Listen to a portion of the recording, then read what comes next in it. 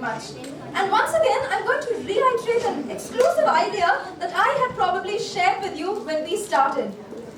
Of course, I'm coming back to the cell phone. No one would have ever taught you this. I'm going to teach you how to have peace, happiness for the next 1 or 2 hours. Alright, once again, we are back to power off, power off, power off, and bye to your mobile phones.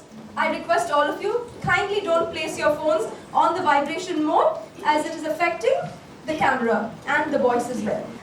Kalagi Group of Schools, a big banner indeed, and KRM Special School functions under this majestic banner.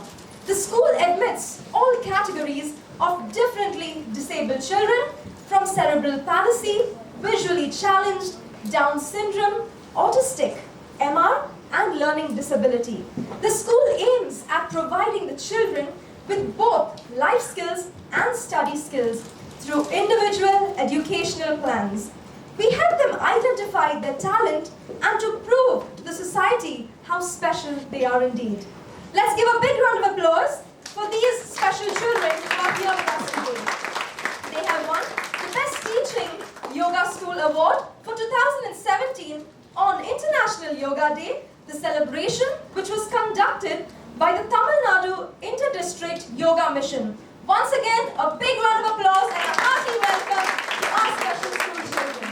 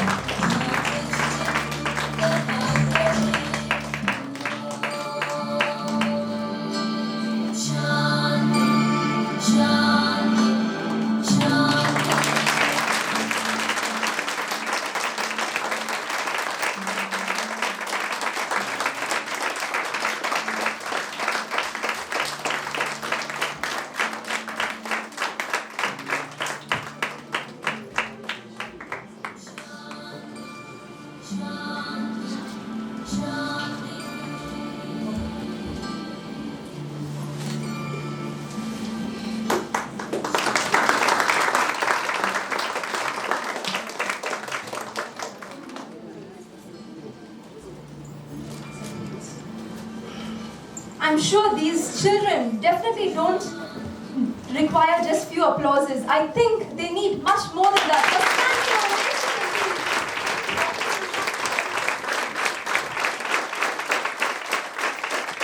A very big thank you to the director, Ms. Nartana, the yoga therapist, Ms. Uma Maheshwari. These students have performed 50% of advanced asanas: Kapotasana, Chakrasana, Raja Kapotasana, Salabhasana, Padma Padmasana, Purna Utkasana, Natarajan Asana. Can we give them a big round of applause? Thank you very much. Yoga has been practiced as a therapy for the better physical, mental coordination of each and every one of us. So as soon as you get back home today, better join a yoga class. Alright? And now it is the right time indeed for us to recognize this very special, unique talent that God has richly blessed them with. I'm sure all of you would agree with me. And to felicitate these students, I call upon our Dean, our J Master, and our soil biologist, Dr. Sultan Ismail sir. Our star speaker of the event.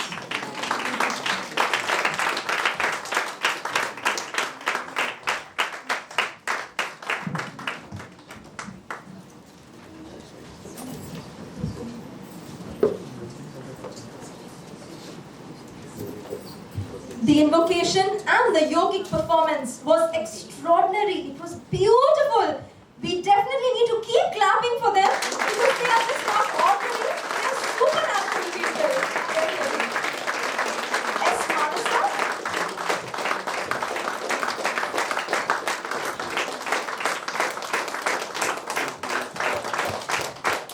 G. Varsha.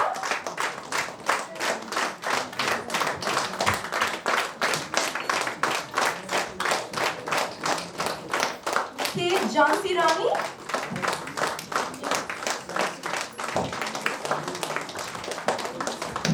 V. Vishalini,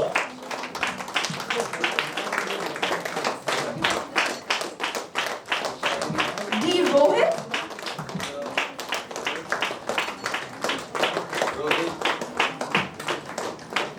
D. Deepak Kumar. I think the tempo is going down.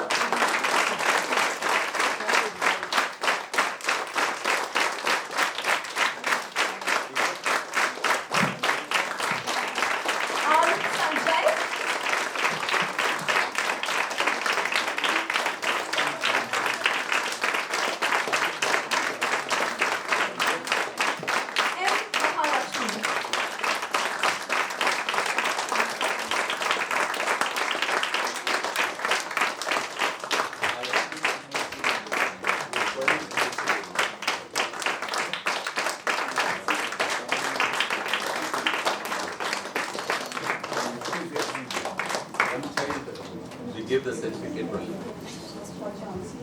Yes.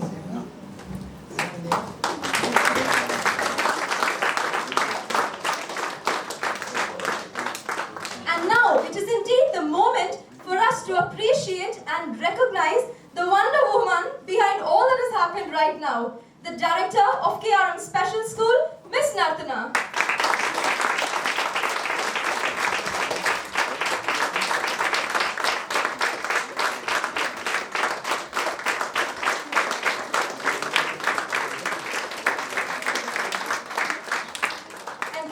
Both the yoga therapist as well joining us.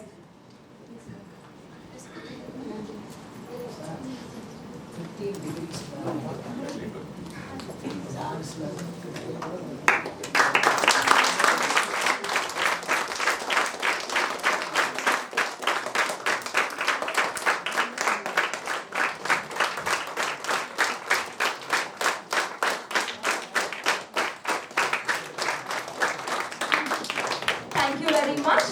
Respected dignitaries can kindly get back to your seats. And thank you, children, for a wonderful performance once again. We look forward to having you back very soon.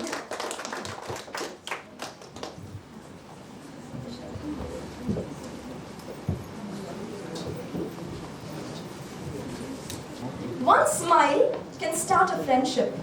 One word can end a fight. One look can save a relationship. I would be seizing that mobile phone at the earliest. And one cycle can change your life. Arshia Fatima, a 9th grader at KRM Public School, Chennai. A girl who could speak on almost any topic that's given to her. A myth always does exist, right? Girls like Barbie dolls. Boys like cars. Super, you just got my point right. So this is a myth which actually exists. And here, Arshia is actually telling me we are going to break that myth right now. Because she loves technology, she loves robots, she loves bikes, she loves cars, and she loves lots more of electronic gadgets. Yes, Arshia loves playing games, extremely sportive. She enjoys every single moment of her life and is very ambitious too. Her dream is to become an astronaut, not to play with Barbie dolls, alright?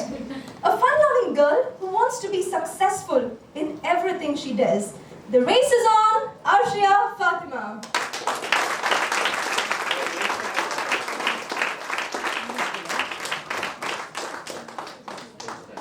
Hello everyone. Check in properly. Raise your voice. Hello everyone. Yeah. Hello everyone. The greetings to everyone gathered here.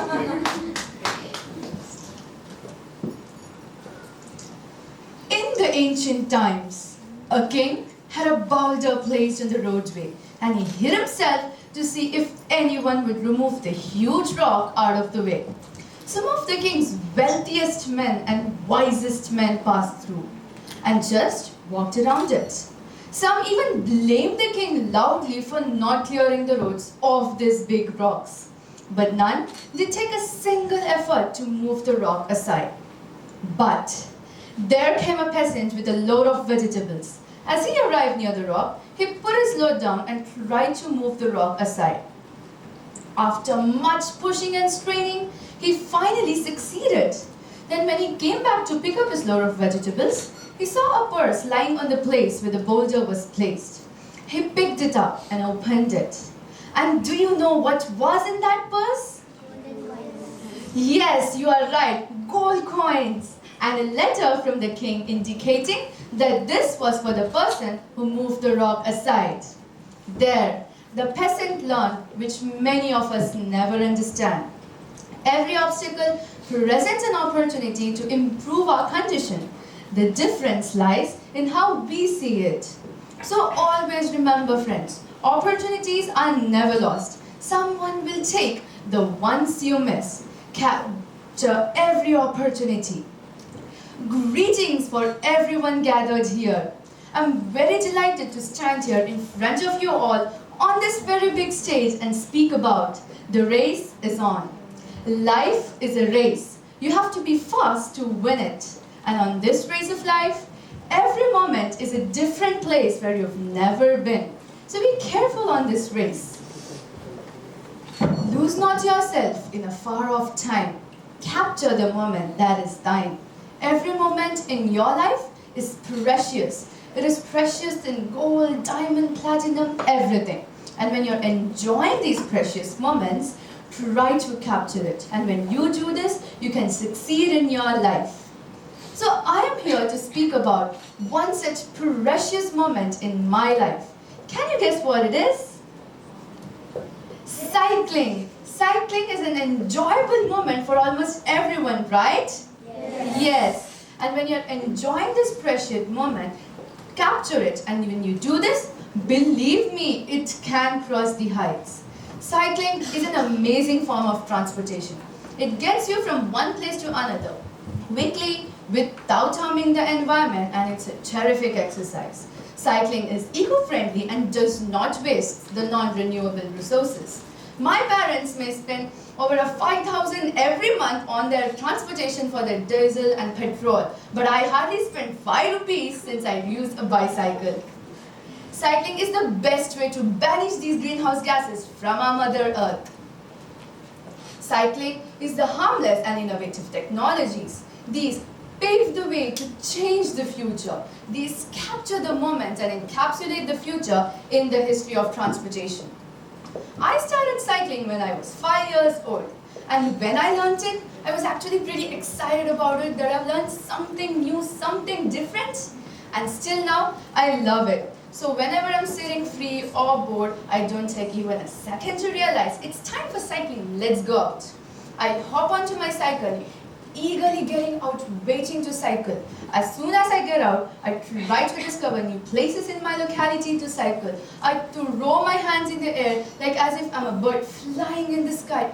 I also try to race with the other vehicles, trying to prove cycle is the best, like a leopard chasing the winds, and I enjoy that moment so much that I don't even realize the time. I take more than a half an hour or an hour and never realize it until the end comes. My mom's standing outside waiting for me near my house, and when I arrive there, she's like, "Come inside, you've been out for a long time." But come inside out of my cycle? No way! That time, I just feel as if I just want to be on my cycle and go through all my life only on it. But that time, my mom makes me realize that I've been out for a long time and I have to go inside. But the experience what I get while cycling is an amazing experience. I feel so free, so stress relief, my boredom is gone, I enjoy that moment so much. If you will try it, you will love it. And was I capturing your mind?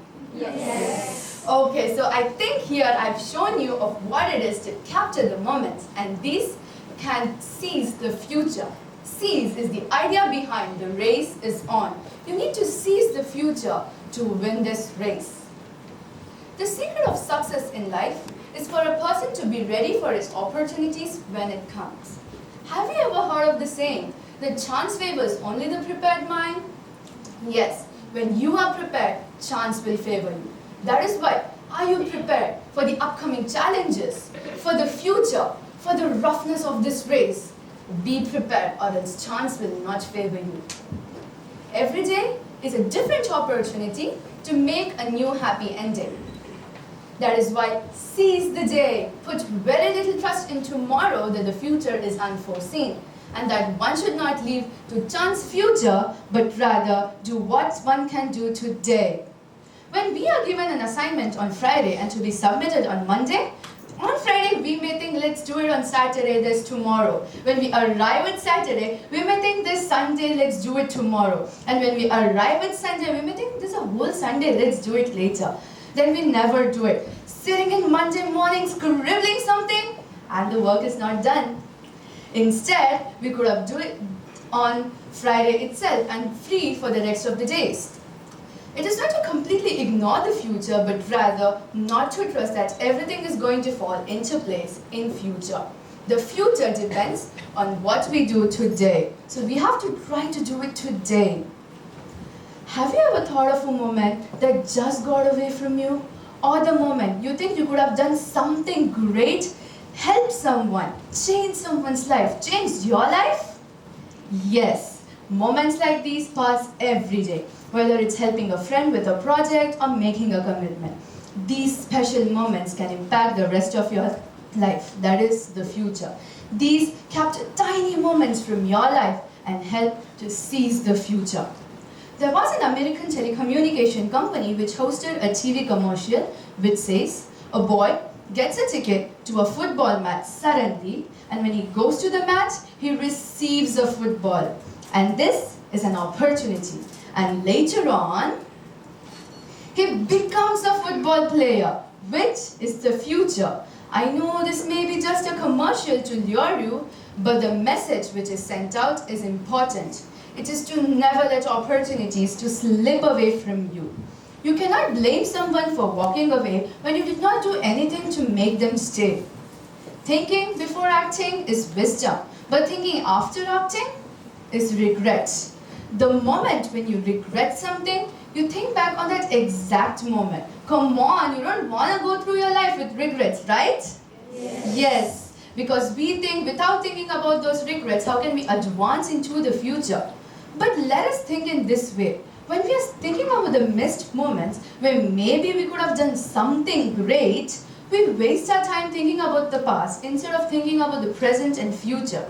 When we look ahead, we can ensure that something is going to fall into place only if we set certain goals for ourselves.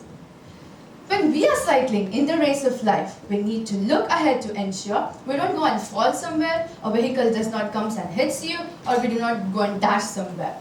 When we are looking ahead and cycling and a vehicle is coming, we move aside. And this is the opportunity which we have captured and saved ourselves. But when we are looking backward in cycling, a vehicle comes and it dashes you, and we miss the opportunity to save ourselves. Instead, we should have looked ahead and saved ourselves. We have to look ahead, and when we do this, we can give ourselves a higher probability of success. A pessimist makes difficulties on his own opportunities, but an optimist makes opportunities on his own difficulties.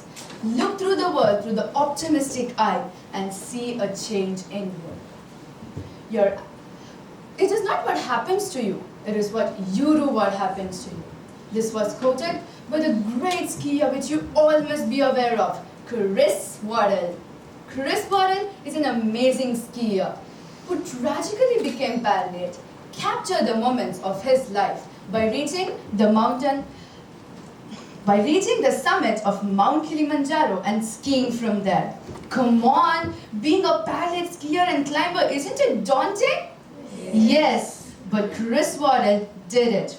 He reached the summit and he skied from there. And when he does it, he's setting a new standard for anyone on the wheelchair.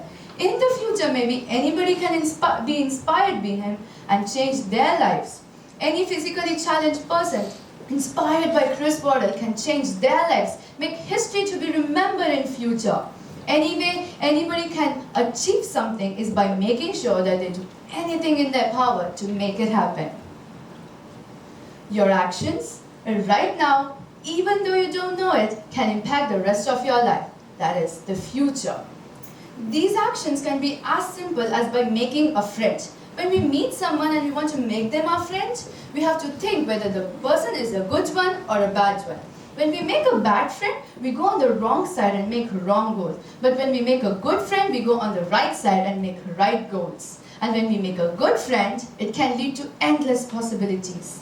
And these actions can be as simple as by trying to talk to someone or trying extra hard to get a good performance academically or a good performance athletically.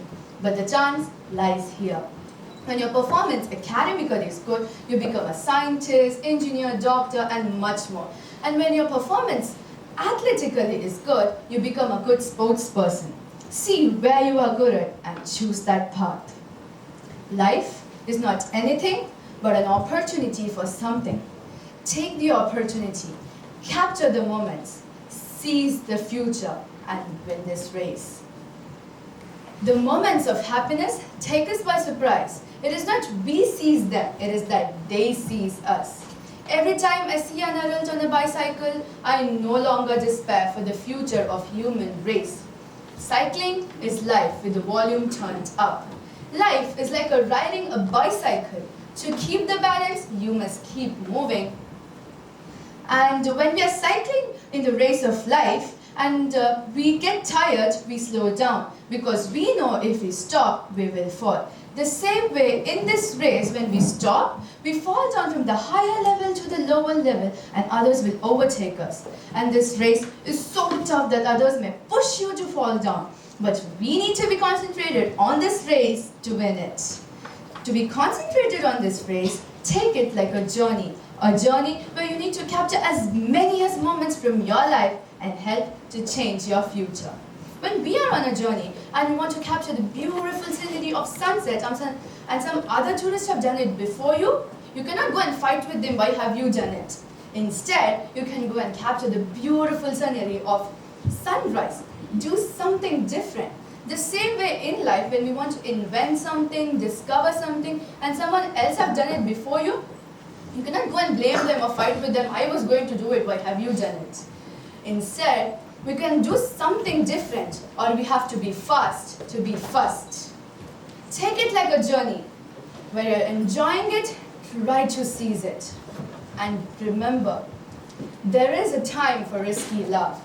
There is a time for extravagant gestures. there is a time to pour out your affections on the one you love or on the thing you love. And when the time comes, seize it. Don't miss it, so that it can be remembered in future. So, do you want to taste opportunity? Yes, everybody does want to taste opportunity.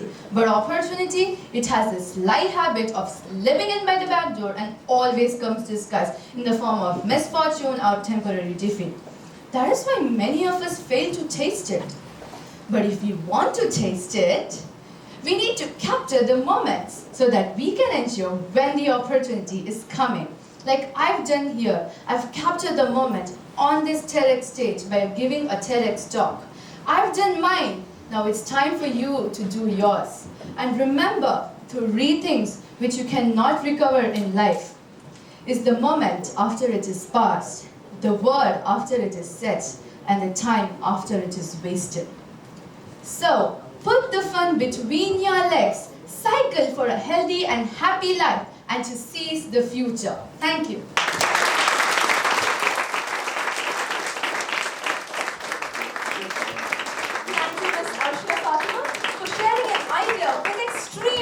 Can we give a big round of applause for Ashra Fatima once again?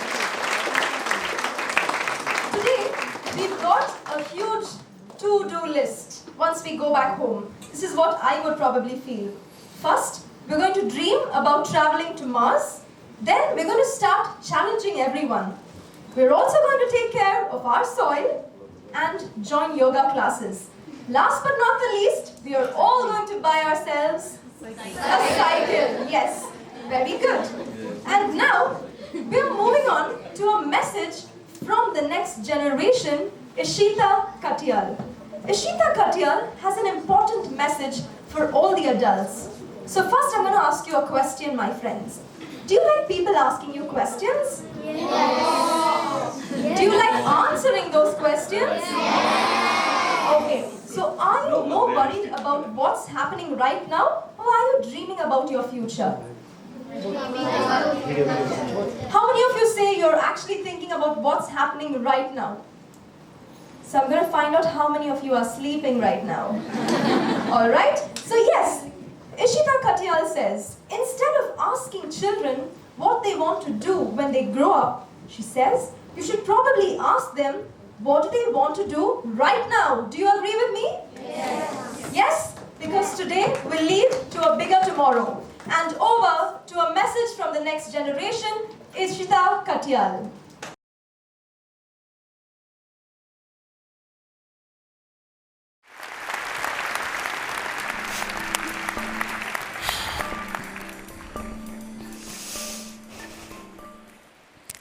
Hello everyone. I'm so excited to be in Vancouver. And it's my first time here.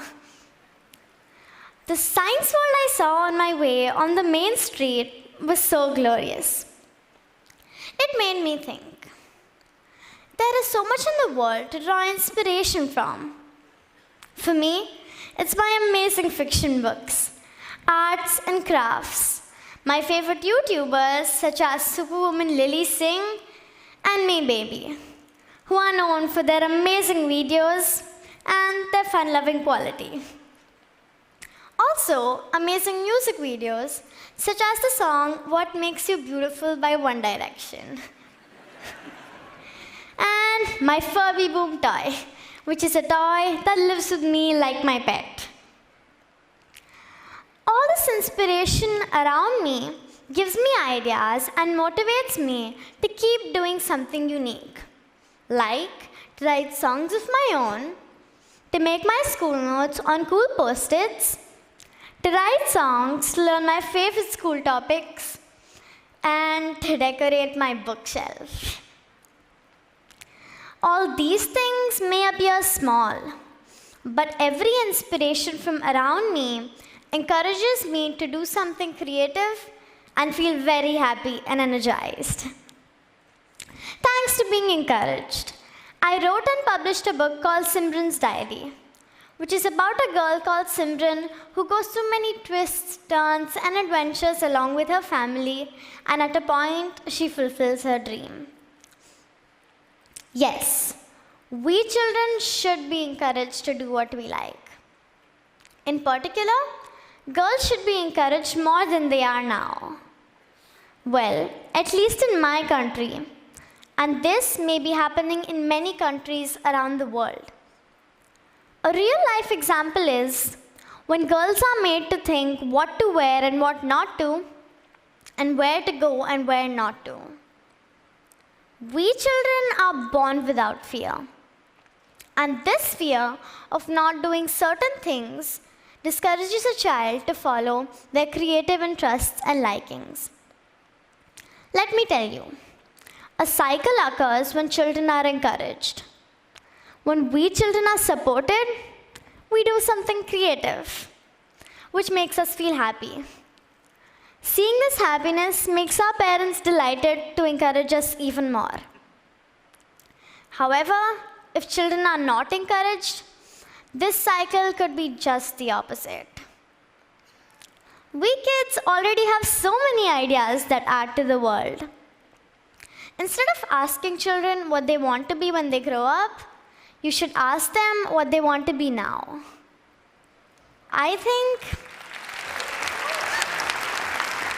Thank you.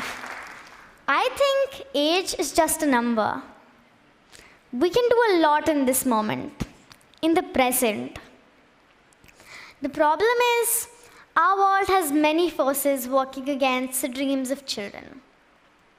Let me tell you about 4 things that worry me the most. First and foremost, children are losing their childhood at an early age. Parents don't have enough time for their children in the present moment as they are busy building a nest for the future. Also, if you look at our schools, the child is made to focus on the examination which will be coming in the future. And so, the child forgets to enjoy in the present moment. Perhaps, if we focus on doing the right thing now, the future will take care of itself.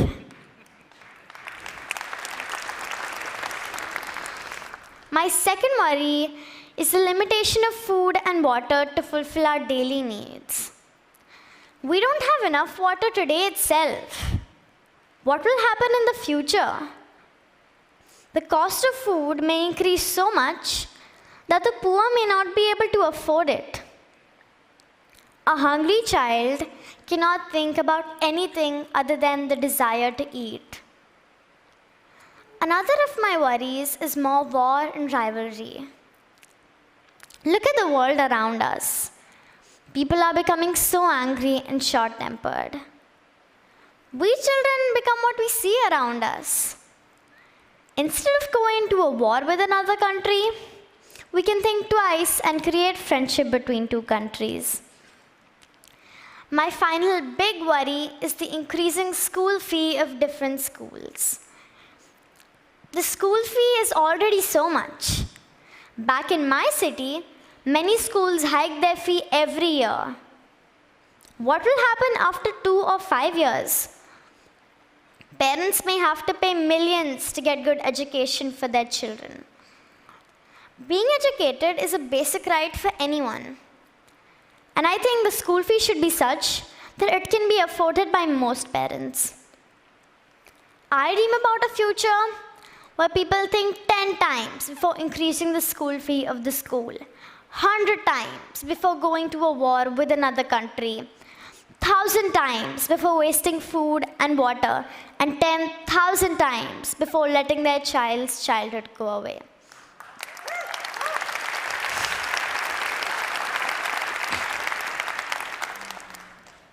I hope you adults can look after the world long enough to give us our chance. I'm hoping to do so many things. I've only started as a writer, as a creator, YouTuber, and as a reader. And wait, how can I forget? As a child. Please help create a world that ensures that all children are healthy, fed, safe, and educated. And please encourage the young people you know to start living their dreams as boldly as possible right now. Why should any of us waste a moment? Thank you so much.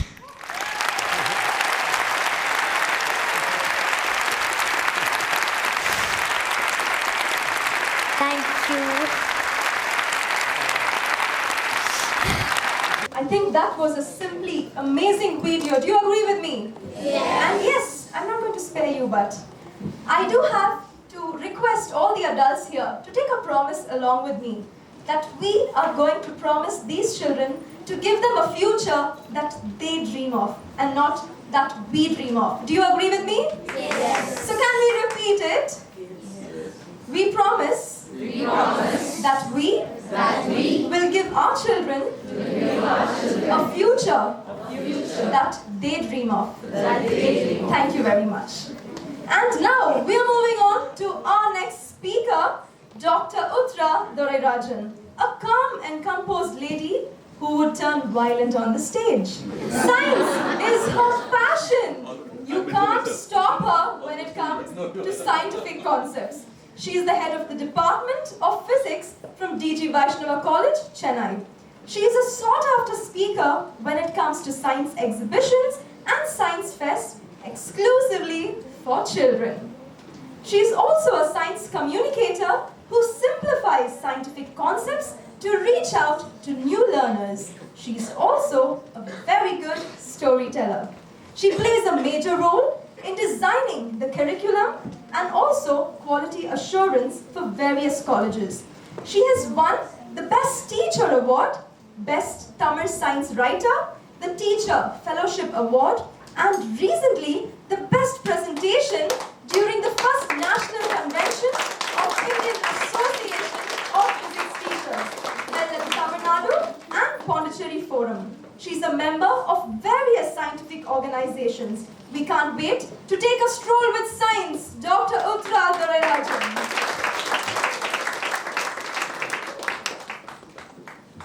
Thank you, organizers, for inviting me here to share a few thoughts of mine.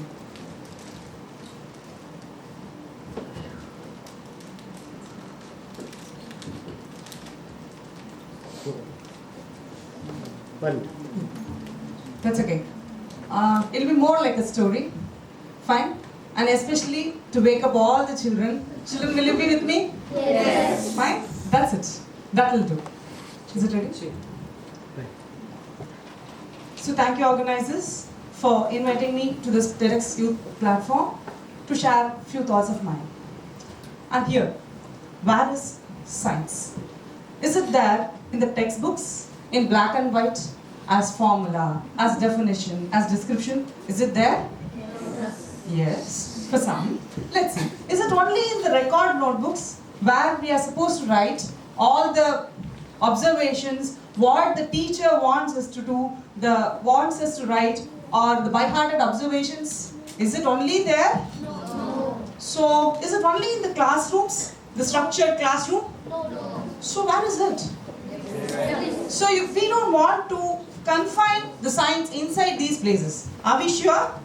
So, where is science?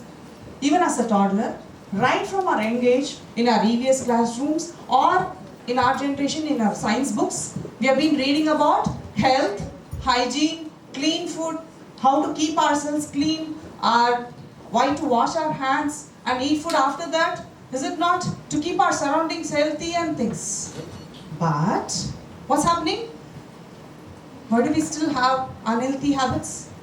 Why is that we can't even stop spitting? Why do we accept unclean places? Are we missing something? Is something wrong with us? We study so much, even as small children. Is it not? Then what's happening? We don't know. Something is wrong. So, in middle school, we talk so much about all the body systems, circulatory, respiratory. Is it not? So many hours. And then balanced diet. So much. Why should we eat carbohydrate, proteins? Yes, nutrients. Yes, minerals. Why? And vaccination, deficiency. Yes, but what's happening? I'm not too sure. Let's see. Are we missing something here? Missing something badly? See, This is everyday scene, is it not? Where we ask our father to, Appa, go fast, fast, fast, it's going to bell. Come on, I have to submit the project. So what's happening? We are not even bothered about our personal safety. And during birthday parties, and during our visit to malls or cinema halls, we feel as though we have all the rights to spill popcorn, ice cream, cakes all around the places. Is it not? We are not intentionally doing. It is that we just do. And we don't want to turn back and see that we are doing that. We will just want to escape from there and then say, no, we have already paid, we have paid people and they will be cleaning it up. Are we right? But what did we all learn? So, are we missing something? Is there any link? I don't know. I'm still thinking.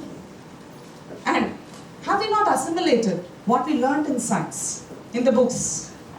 We say reduce, reuse and recycle. Are these topics earmarked just for science exhibitions? Wealth from waste, art from waste and etc. So we talk so much. We want to score so much with these topics. But then, are we practicing? During every holiday, every celebration, we have so much of crowd. So, but we talk about reduce, reuse, recycle. But we need 4 pairs of shoes, 5 pairs of this, 6 pairs of that. What's happening? So, these persons started bothering me. Is science only for exams? I'm not too sure. Is it only for exams?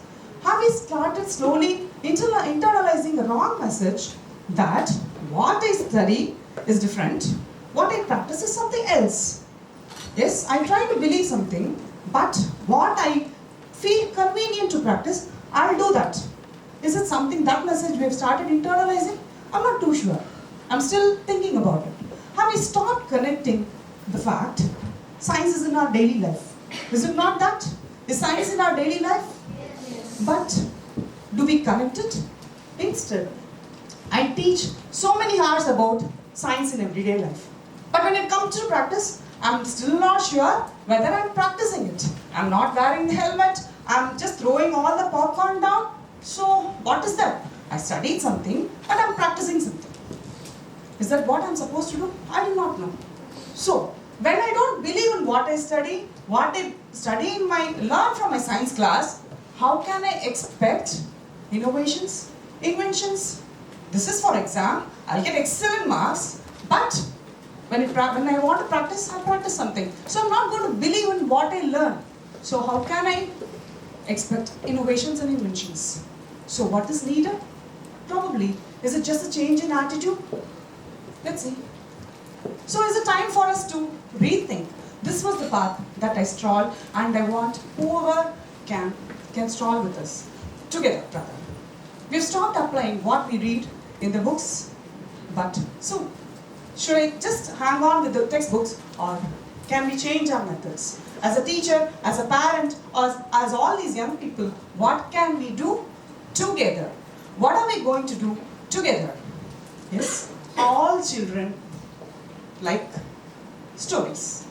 All of us, in every civilization, in every tradition, there is a beautiful storytelling tradition that is there. So all of us like to hear stories. So when I wanted to start a change, I started as a storyteller.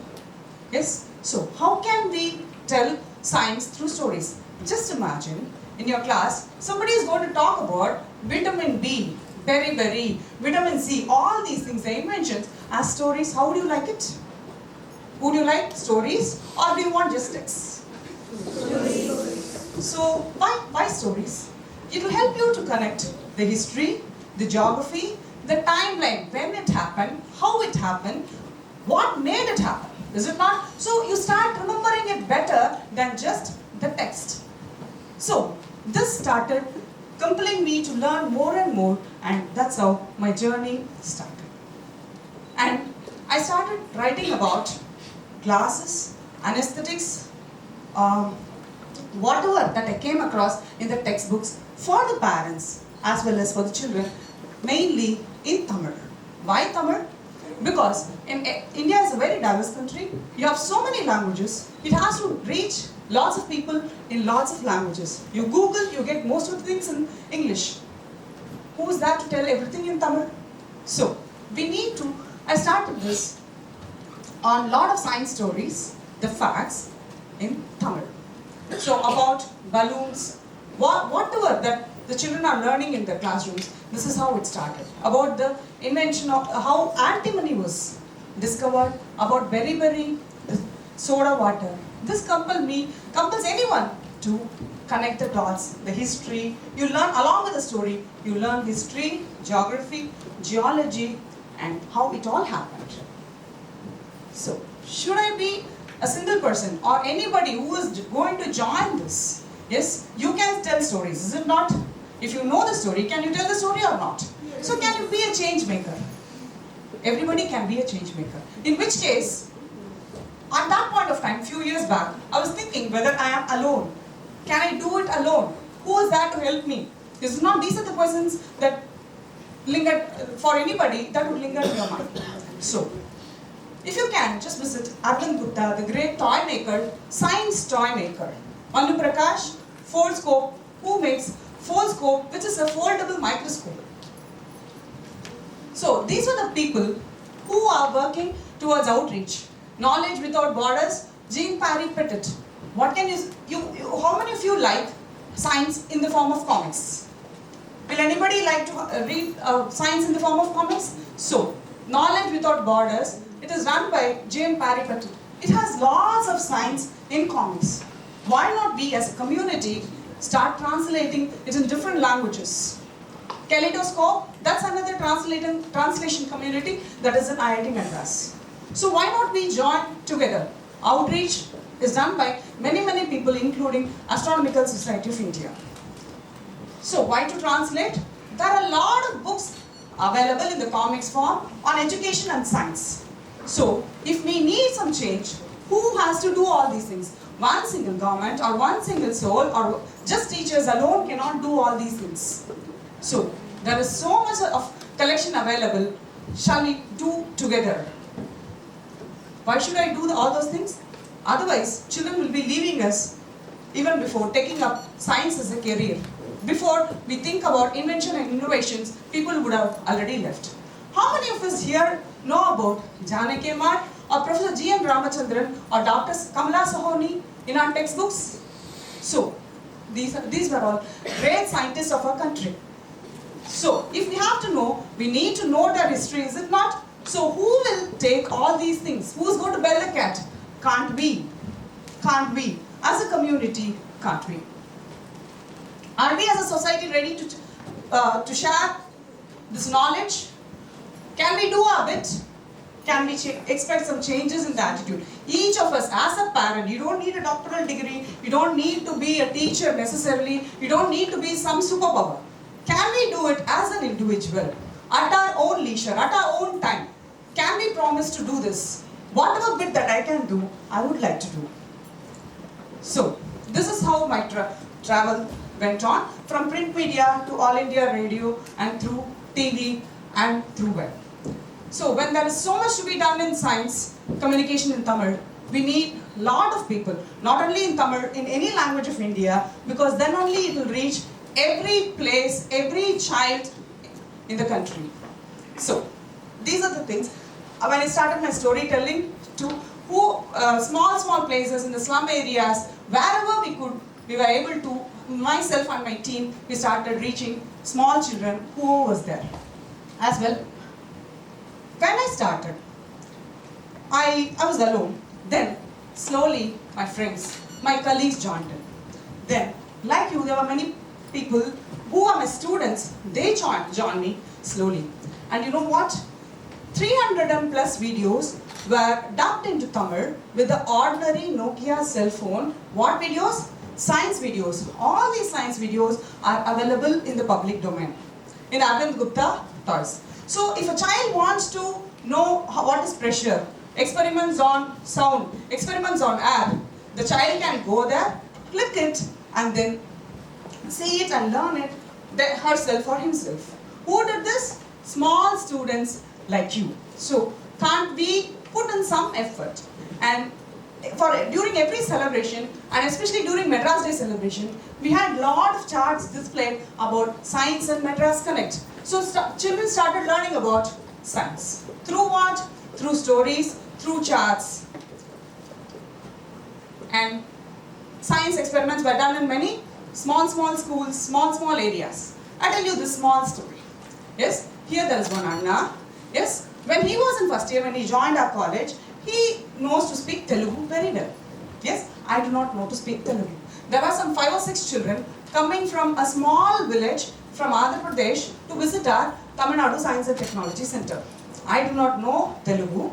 So I called that Anna and said, come on, you be with me and translate whatever science experiments are there, whatever is there, you translate it. You know, the children enjoyed so much and they did not feel they were new to the place. And you know what happened to this Anna? And he started his own team and started going to many places and started lot of science activities, and he is doing his doctorate now. Yes? So where did he start? In helping others. Fine? These were the small, around your community, around in your place, you can do small experiments. Fine? So, here the other 2 Annas are addressing some school children, and these were done during the school break, college breaks, or 15-minute break or interval breaks. And here is another story about this person who was a watchman. When he joined our college, he was a watchman, and he became a mechanic in my department. And after that, after these lot of science activities, he started involving himself in many activities. Now I tell you, he is a writer. Can you believe it? Watchman turned into writer because he felt so much good about what he was doing. And he started presenting his papers in Tamil, of course. Yes, he doesn't know English much, but he has started presenting papers in Tamil. So, can we do something together? That's my only question. If we want to seize the future, can we do some community activity? Should I alone do? Will there be somebody to help me? Yes. There are many people who do outreach activities. Can I join them? Yes. Have you read about oxidation, acid, base, everything? Chemistry somewhere, all the big girls and boys? Yes. Here you know. Have you gone to museum? Yes. Can you connect the museum and acid, base, oxidation? Is there any link? Yes, I tell you. Here, my students are learning from the museum people how to, curate the objects using chemical technology, using chemicals, how to remove the oxidized part, how to preserve wooden idols or bronze idols or the iron ones, everything. So, you start linking what you study with practical knowledge. So, please, we need a lot of outreach programs, also for the teachers. They need a very free environment so that they can learn. So who will give the resources for them? There's nothing but it should be a community activity. Now, this is another beautiful thing. When they joined my college, these people were very young and they learned something called as a foldable microscope. What is it? Foldable microscope or fold scope. That was a new invention, and it has 140x magnification, and you can fold it and put it in your pocket.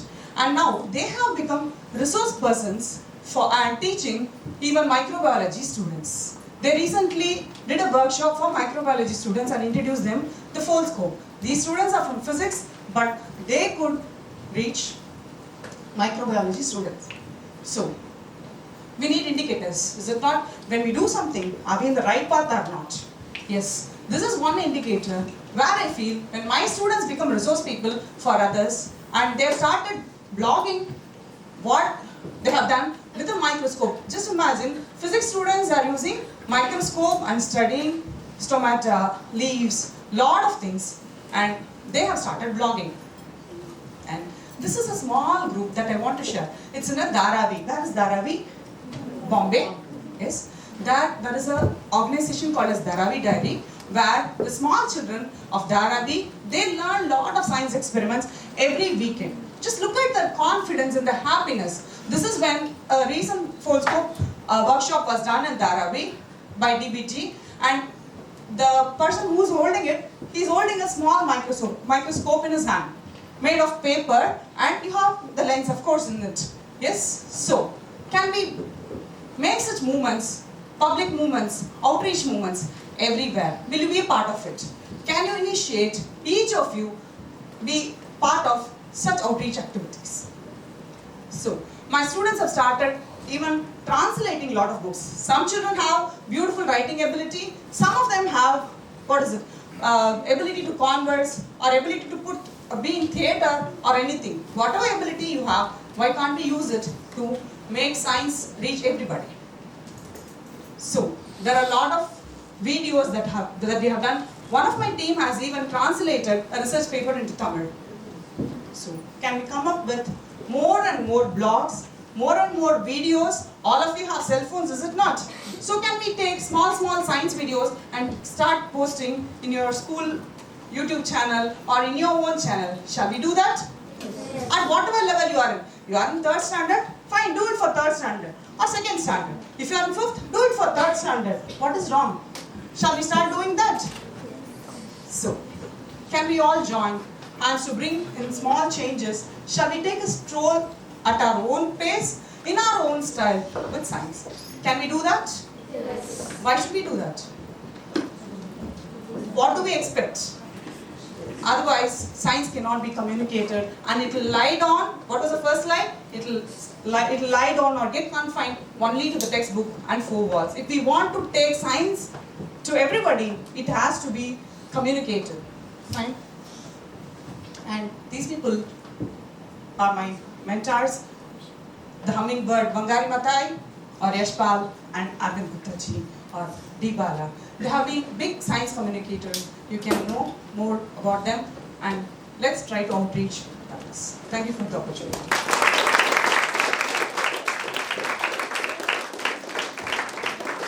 Can we give a big round of applause to Dr. Isra?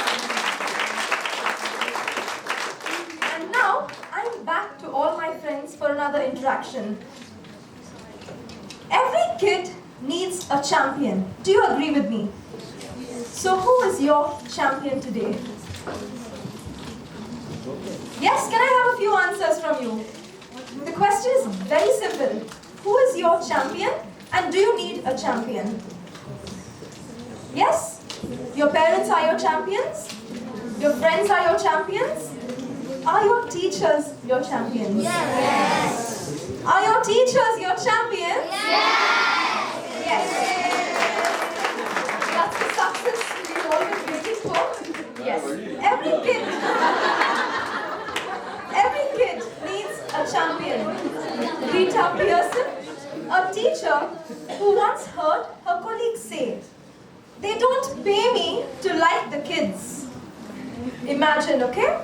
Rita Pearson was a teacher. She heard one of her colleagues say, "They don't pay me to like the kids."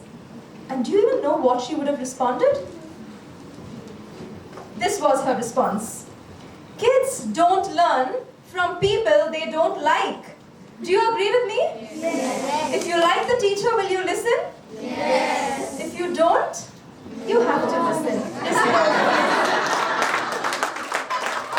That's just the humorous part of it. So this is a rousing call to all the educators to believe in their students and actually connect with all of them in the real world, be human to them, and also personally connect with each and every child you come across. May not be just students, but every child. You can be a champion. Can we give a big round of applause for this amazing lady, Rita Pearson?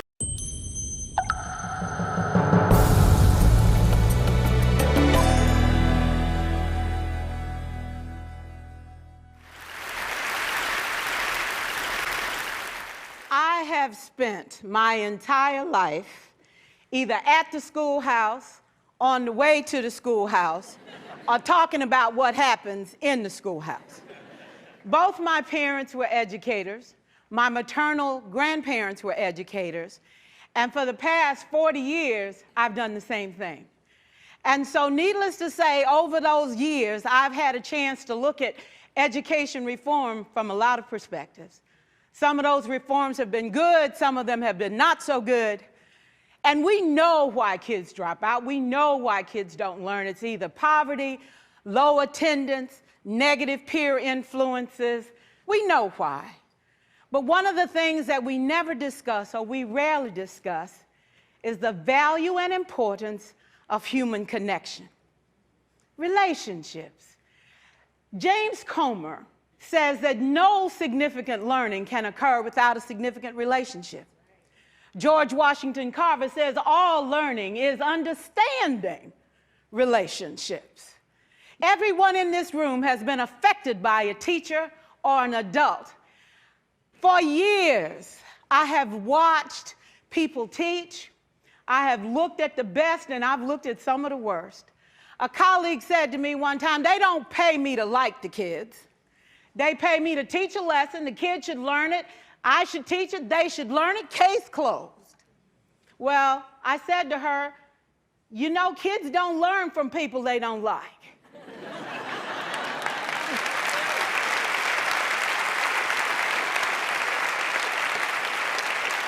She said, that's just a bunch of hooey. And I said to her, well, your year is going to be long and arduous, dear. Needless to say, it was. Some people think that you can either have it in you to build a relationship or you don't.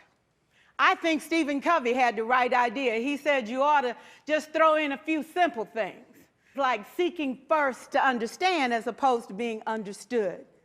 Simple things like apologizing. You ever thought about that? Tell a kid you're sorry, they're in shock.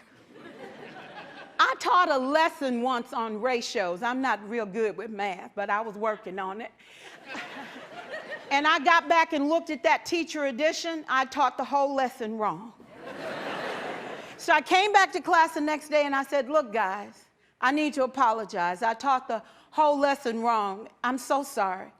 They said, that's okay, Miss Pearson. You were so excited. We just let you go.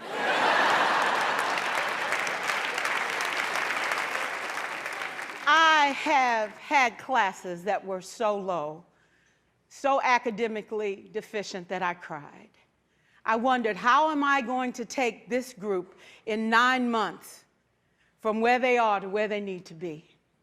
And it was difficult. It was awfully hard. How do I raise the self-esteem of a child and his academic achievement at the same time? One year I came up with a bright idea. I told all my students, you were chosen to be in my class.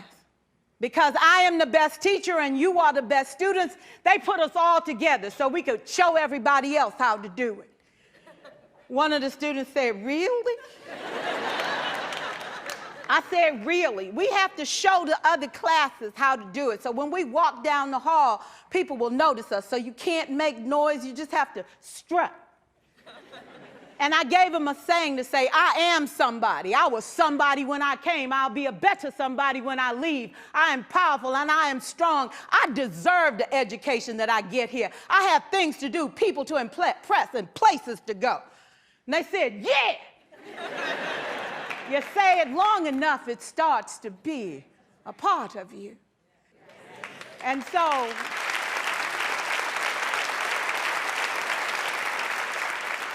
I gave a quiz, 20 questions.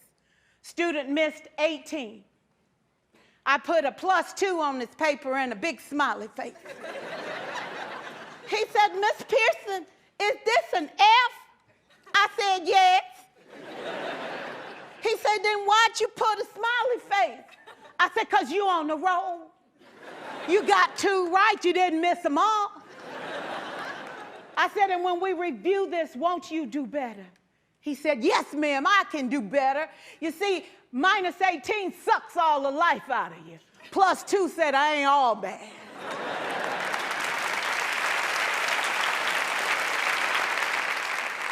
For years, I watched my mother take the time at recess to review, go on home visits in the afternoon, buy combs and brushes and peanut butter and crackers to put in her desk drawer for kids that needed to eat, and a washcloth and some soap for the kids who didn't smell so good. See, it's hard to teach kids who stink.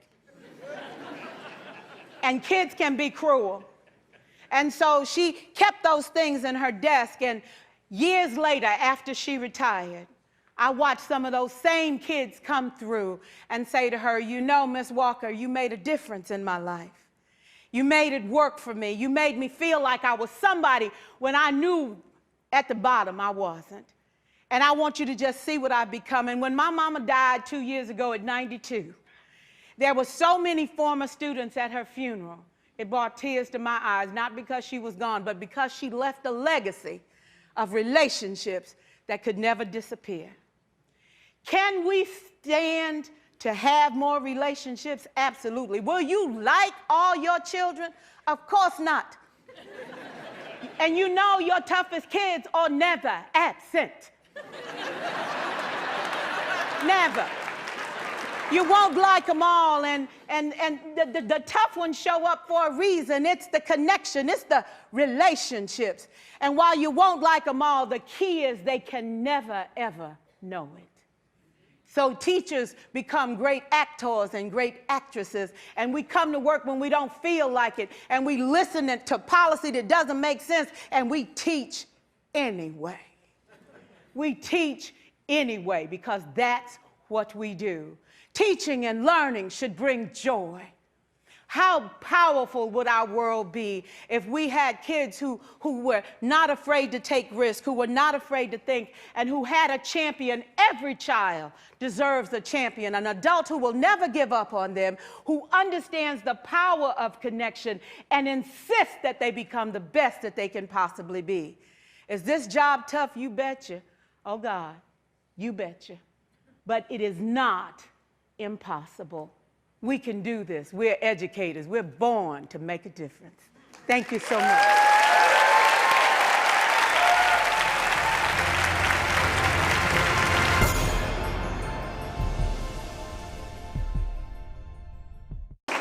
Definitely, we could stay all day long listening to this beautiful speech. This is for my little friends. One book, one pen, one teacher can change you, and you can change the world. And to my dear teachers, be the difference that you want to see. Moving on to our next vibrant speaker, a healthy outside starts from the inside. Preeta is an 11th grader from DAV Girls Senior Secondary School. She aspires to invent something very new that would help the community stay in peace and reach new heights. Speaking is in her genes. She considers it the best tool to connect with people. An unforgettable moment in her life was when she received an award from her role model, ours too, Dr. APJ Abdul Kalam sir, for securing the first position in the state-level oratorical competition conducted by Chennai Puttaga Sangamam. She is a good athlete and also has great achievements in the field of sports. The TED stage isn't new for Preeta. She was already a TED clubber and delivered her TED talk titled The Power of Creativity. And here to open her apple box, over to Preeta.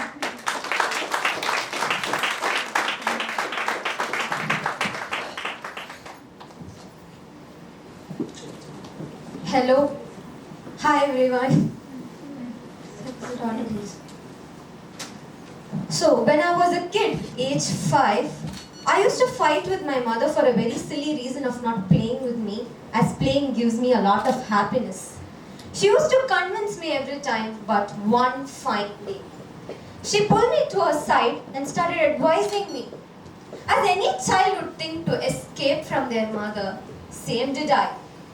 But the words she said the last had a great impact on me.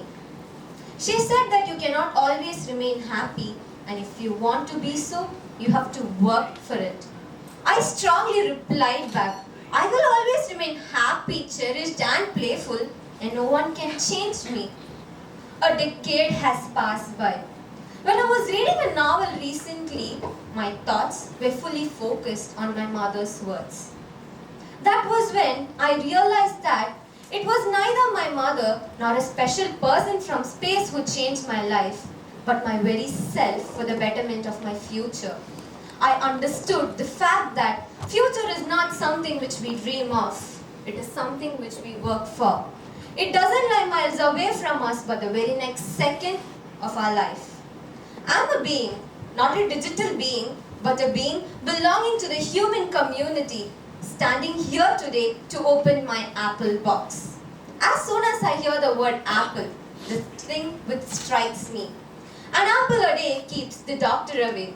A very famous quote which we hear from the day we started our schooling.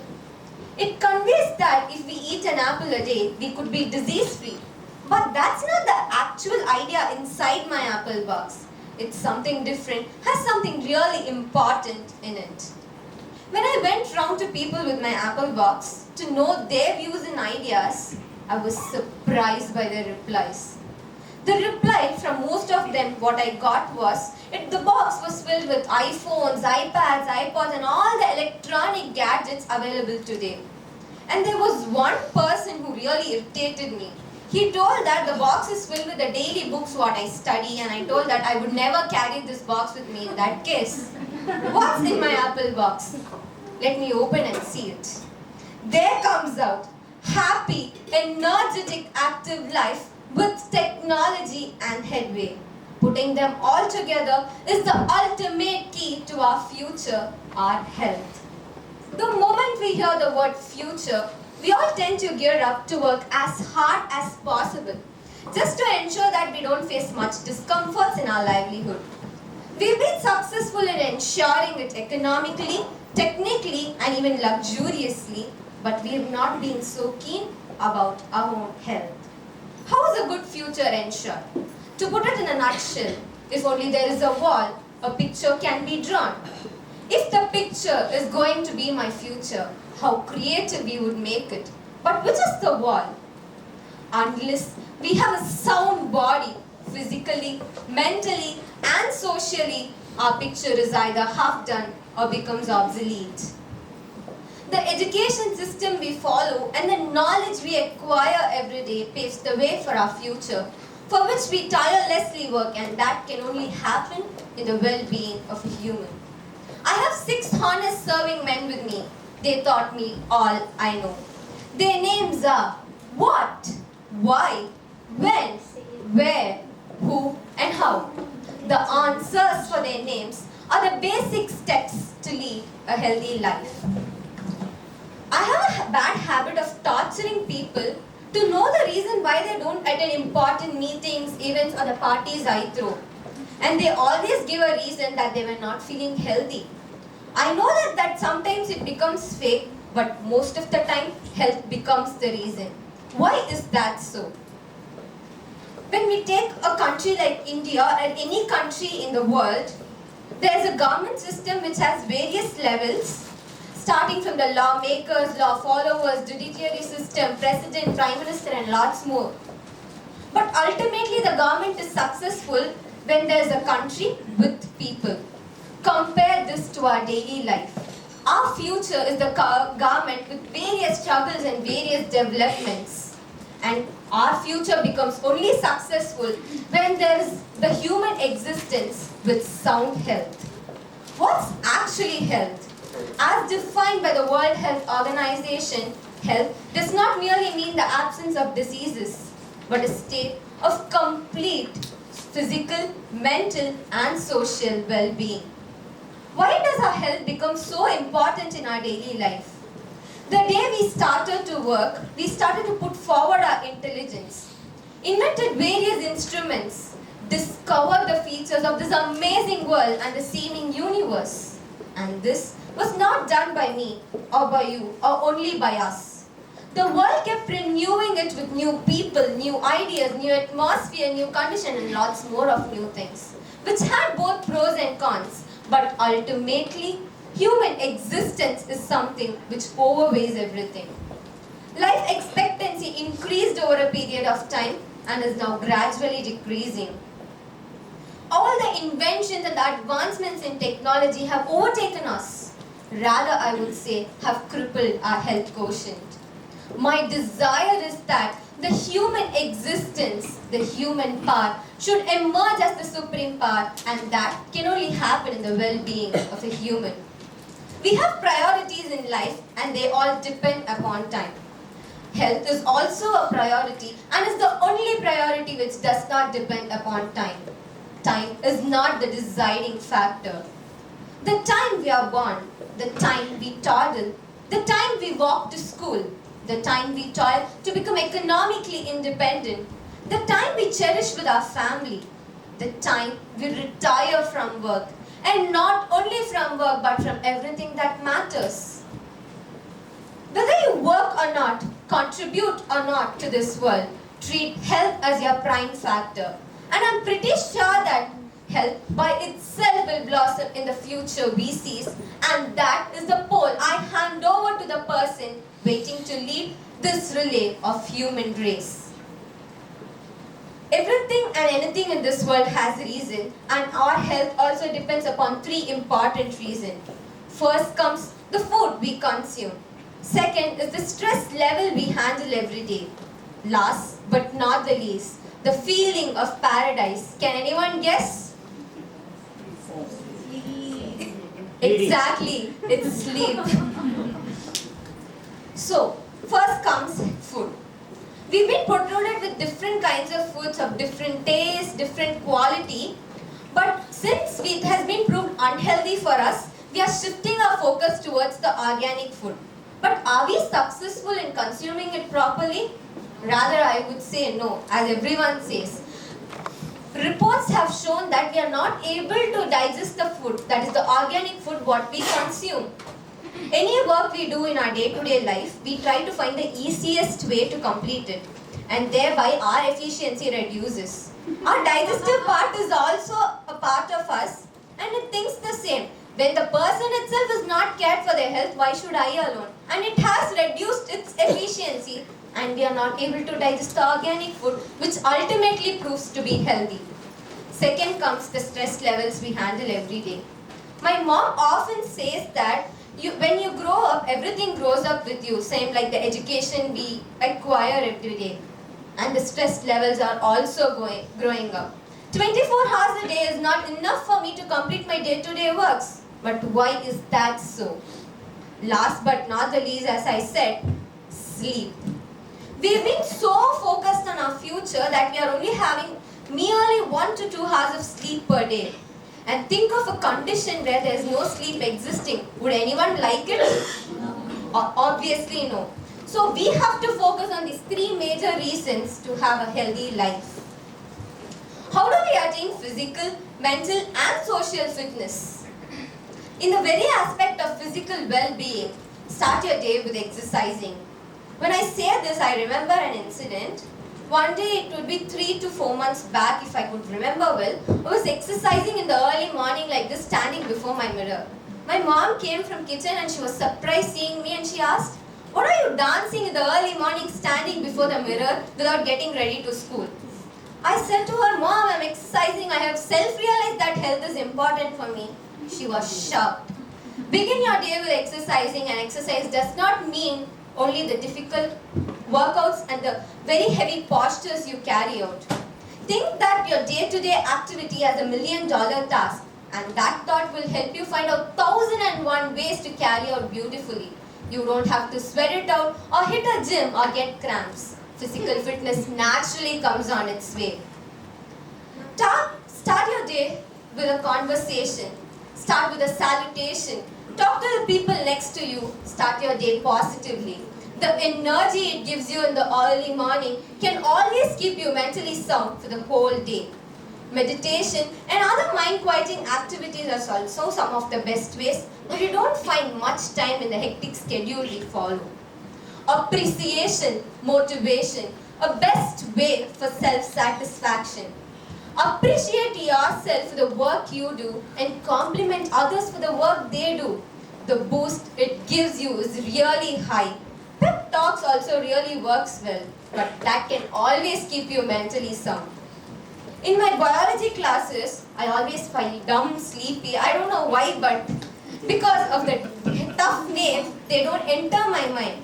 But when I carry out the same studies in my lawn, observing the plants, the things go in my mind this quickly. Carry out your experimental work. Carry out your studies in public places. Interact with society. Ideas you spread and the ideas you get from them will really take you to one position where you'll be awesomely successful. And that can make you a socially fit on the last of the day.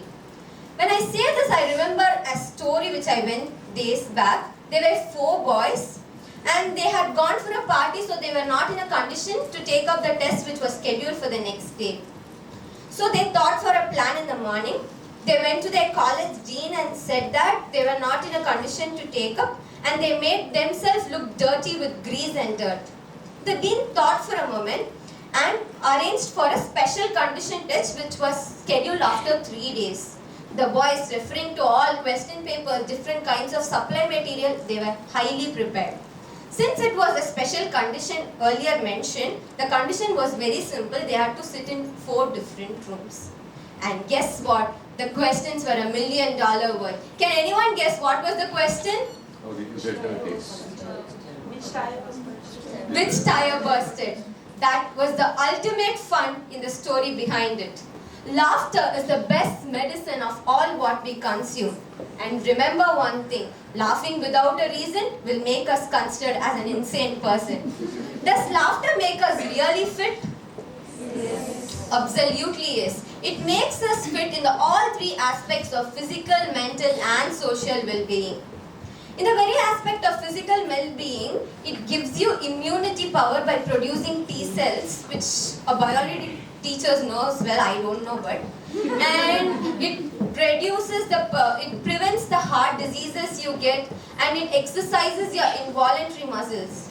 In the very aspect of social well-being, I may not know you, you may not know me, but the common link between each and every one of us here is laughter. And that is how we all get together, and that is how it ensures a social well-being. Anyone would think that there are people already around me preaching me about health and other things, and there is yet another person to say me to take care of their health. Here, I would like to reiterate my idea that don't take care of your health, but treat health as your prime factor, and that can ensure a better future for you. Where does health become important? Health is not confined to one place, one society, one race, or one religion. Nothing on earth is more international than health and disease, and history is replete with examples of this. Health is not an issue of hospitals, doctors, or social services. It is an issue of social justice. Health and harmony are equivalent. Being at peace with God, cosmos, self, and community. Health is a fundamental human right. It is a leveler in the concept of quality of life. Health is a major social investment. It is an essence of productive life and not an increase in the medical expenditure we do every day. Take a bite for health for our apple, spread it across the world. Stay healthy, be healthy, seize your future. Thank you. The roots of a good speaker are always built on strong grounds. We are extremely proud that Preeta is an old student who has completed a grade 10 at KRM Public School. And we are very proud that she is associated with all the TED clubs that we have had at KRM. Moving on to our last speaker for the day. Are you all energetic? Yes. Okay, when I say 1, you're going to clap once. 2, twice. 3, 4? No. Super, this is what we do every day, right? Very good.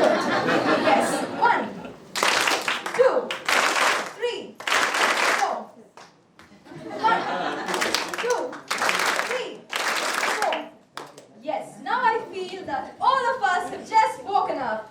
Is that true? No. Health is there, right? Yes. Moving on to our next speaker for the day, Dr. Renuka David. She's the Managing Director of Radiant Medical Services, the Director of Radiant Group of Companies, and the founder of the Radiant Wellness Conclave. Dr. Renuka was nominated for the prestigious International Human Rights Award 2016, and she has won India's Most Exceptional Speaker Award 2016 for Healthcare and Wellness by the Human Rights Council. On the professional front, Dr. Renuka has completed her MBBS at Coimbatore Medical College and worked as a frontier doctor all over India, specializing in gynecology. One splendid moment in her life was when she was the only lady doctor in Pegong, Sikkim. I think she definitely deserves a big round of applause. And her motto is just 3 points. Prevention of non-communicable diseases, adapting to a healthy lifestyle, and to approach wellness in a holistic dimension. She has also given lectures in several schools and colleges. Dr. Renuka is proud to be herself. Over to Dr. Renuka David.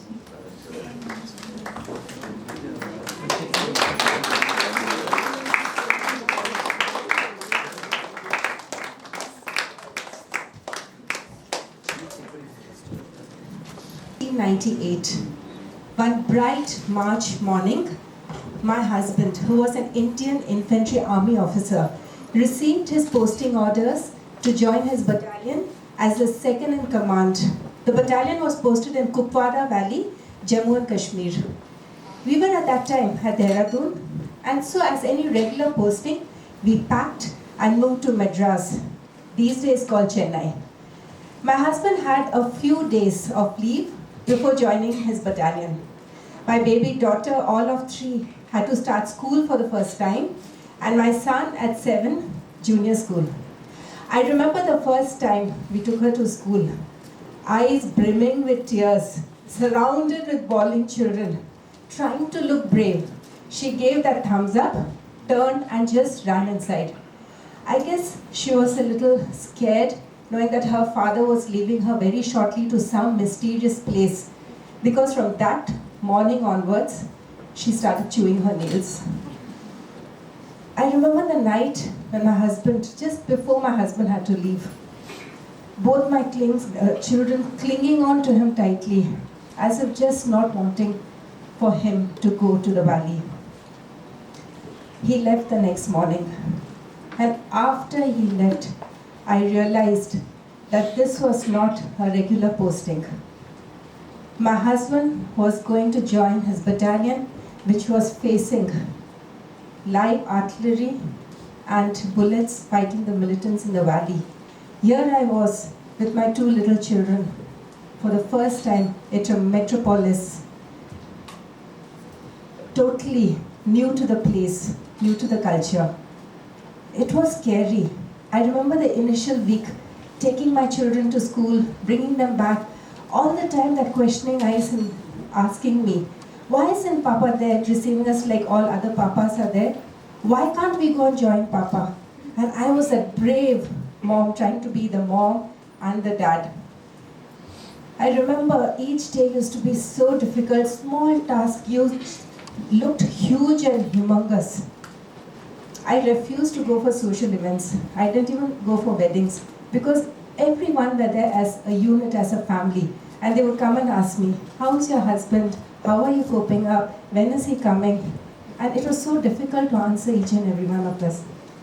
So it was, and also there was that nagging thought in my mind, what if David never came back? Every day between 1 and 2, David used to call me from Kupwara.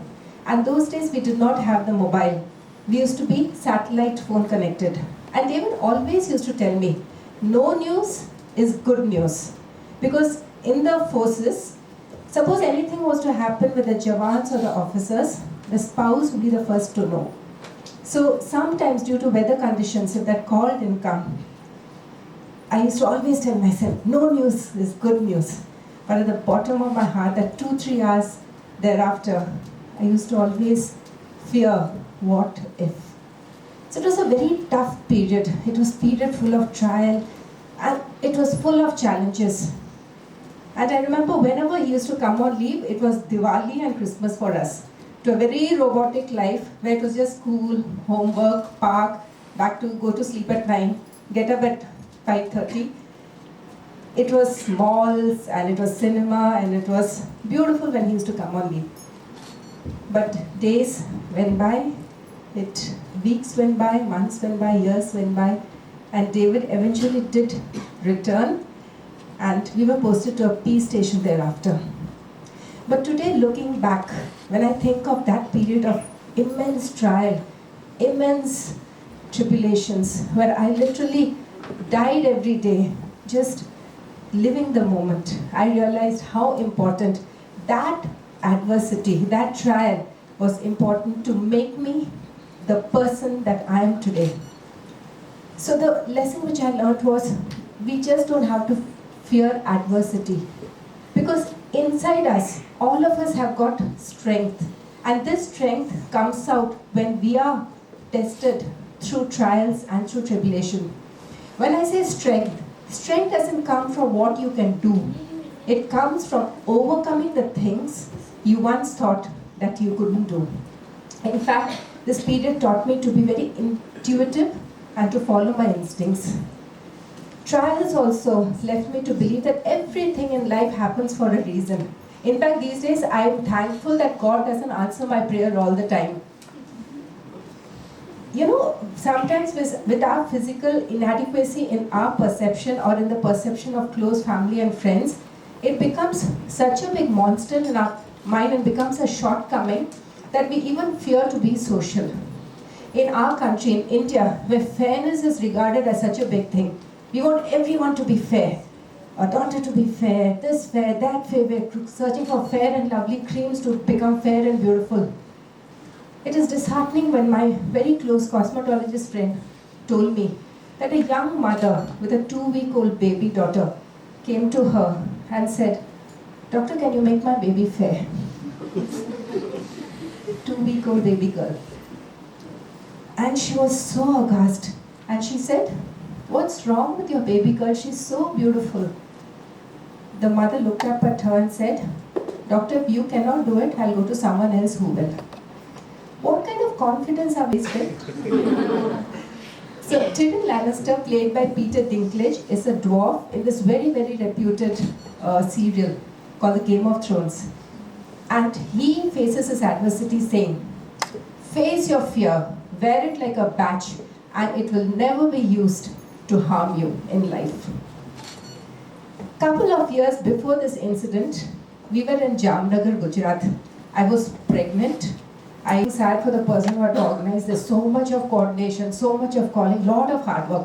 I was happy. I am fat. I am pregnant. Good for me. So I remember the time she had called all of us to give us our roles and responsibilities. I was sitting there happily looking at everyone.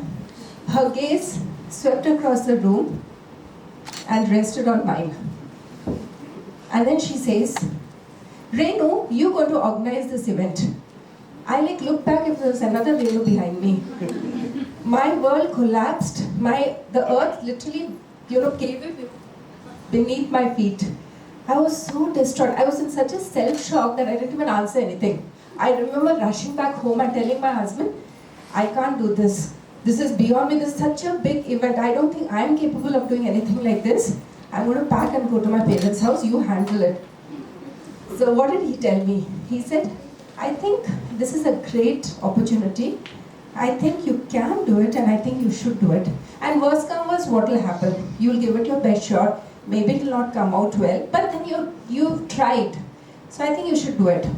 And then I thought to myself, okay, let me give it my best shot. If it doesn't come too well, these people will not bother me again. So I put away my fears, my anxiety, my feeling of underconfidence, and my feeling of self-pity or whatever. And I worked really, really hard.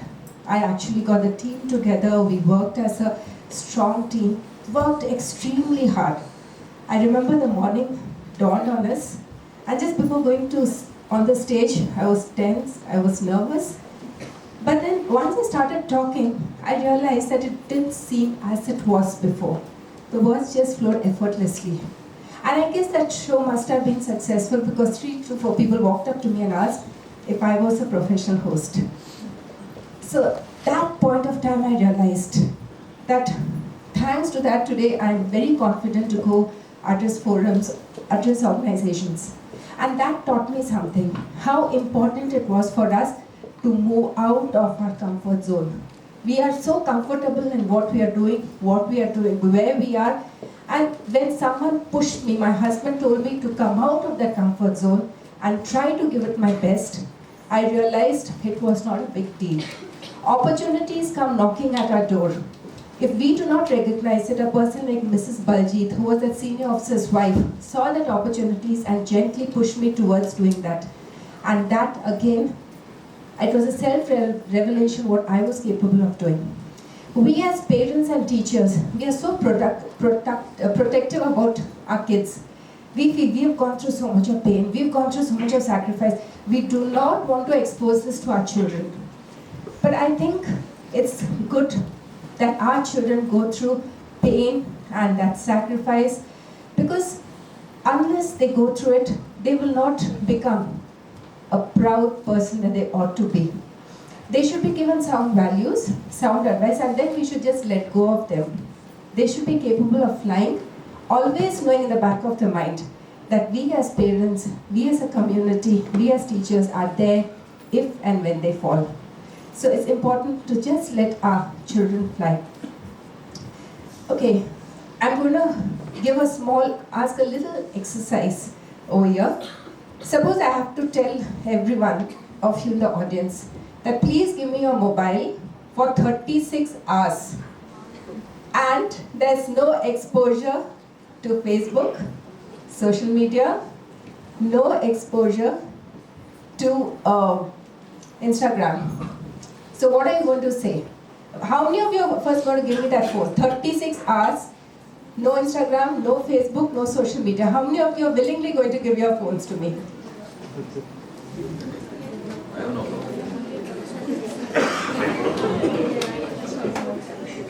50%. Okay, I relate with the other 50%. 2 months back, my family and I, we went for a short holiday to Leh Ladakh. Beautiful place, trekker's paradise. We went there. And we were so engrossed taking pictures of the valley, of the views. And when we came to our room to post it in our Instagram and in our Facebook, no signal, no social media, no connectivity. We were acclimatizing for 1.5 days and nothing. I remember how upset my family was.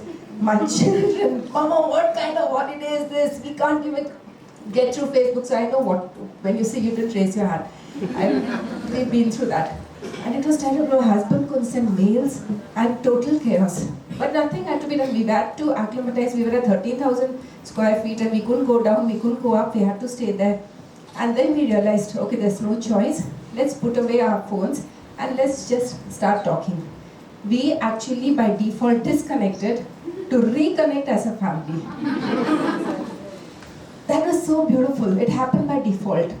So why? Then I realized, oh my God, we are so addicted to social media. Why were we addicted? Why was I missing social media? Because I wanted to put my pictures. I wanted my friends to say like, super, gorgeous, lovely, woo. That's what I wanted. So I wanted instant gratification. I wanted the world to tell me how good I was. And if not, love me, tweet me, retweet me. That's what happens. So what happens as a doctor is, I could tell you the bad things about social media. Social media is good, but the bad thing is addiction, which is not good. See, you know, alcohols, when they reach for alcoholics or people who are under stress reach for alcohol, or smokers reach for cigarettes, what happens is there's a chemical which is released from your body called dopamine in response to these substances which numb your feeling. So there's a feel-good factor. But there's an age before which you can't drink. There's an age before which you can't smoke. But there's no age for social media. I see young mothers giving their iPads and iPhones to pacify their children. And the sad news is that what dopamine does for these two substances, it pretty much does for social media too. So because of that, there is an addiction. At least for alcohol, your liver enzyme starts getting elevated and you that the person has to stop, he has to de-addict. Smoker may develop smoker's lung, he might start coughing, the doctor warns. But there is nothing to warn you that you're becoming an addict. Isn't that actually scary? Very scary. In fact, Carl Newport in his book said that the more you're addicted to social media, your productivity comes down. So while alcohol can harm your liver, probably cigarette can harm your lungs, in one way, social media addiction decreases your productivity and it's also harming your brain to some extent. So that's very, very scary. And scientists have proved that the more you are addicted to social media, the more depressed you are. So I'm going to show you a slide. How many of you relate to this? I don't mean the drowning guy. That's what social media is all about. So what we need to do is use the positives on social media. What does social media do? It helps you to reconnect to old friends, relatives. Use it for that. It helps you to ideate your thoughts in a think tank body. If you want to start something, you want to learn something, do that. But keep a slot for it. Don't do it the whole day. Keep a slot, and also you substitute it by something else. Now, sports is an excellent substitution, especially for children. Make sure that sports is part of your curriculum. It could be basketball, it could be cricket, it could be anything. It teaches you to improve your endurance, to handle stress, and it teaches you to how to face competition. Books also are a great way to alternate. Just take out your book, smell it, read it. No, I didn't. Okay, whenever I feel bad and I feel depressed, I don't get lights, I look at this slide.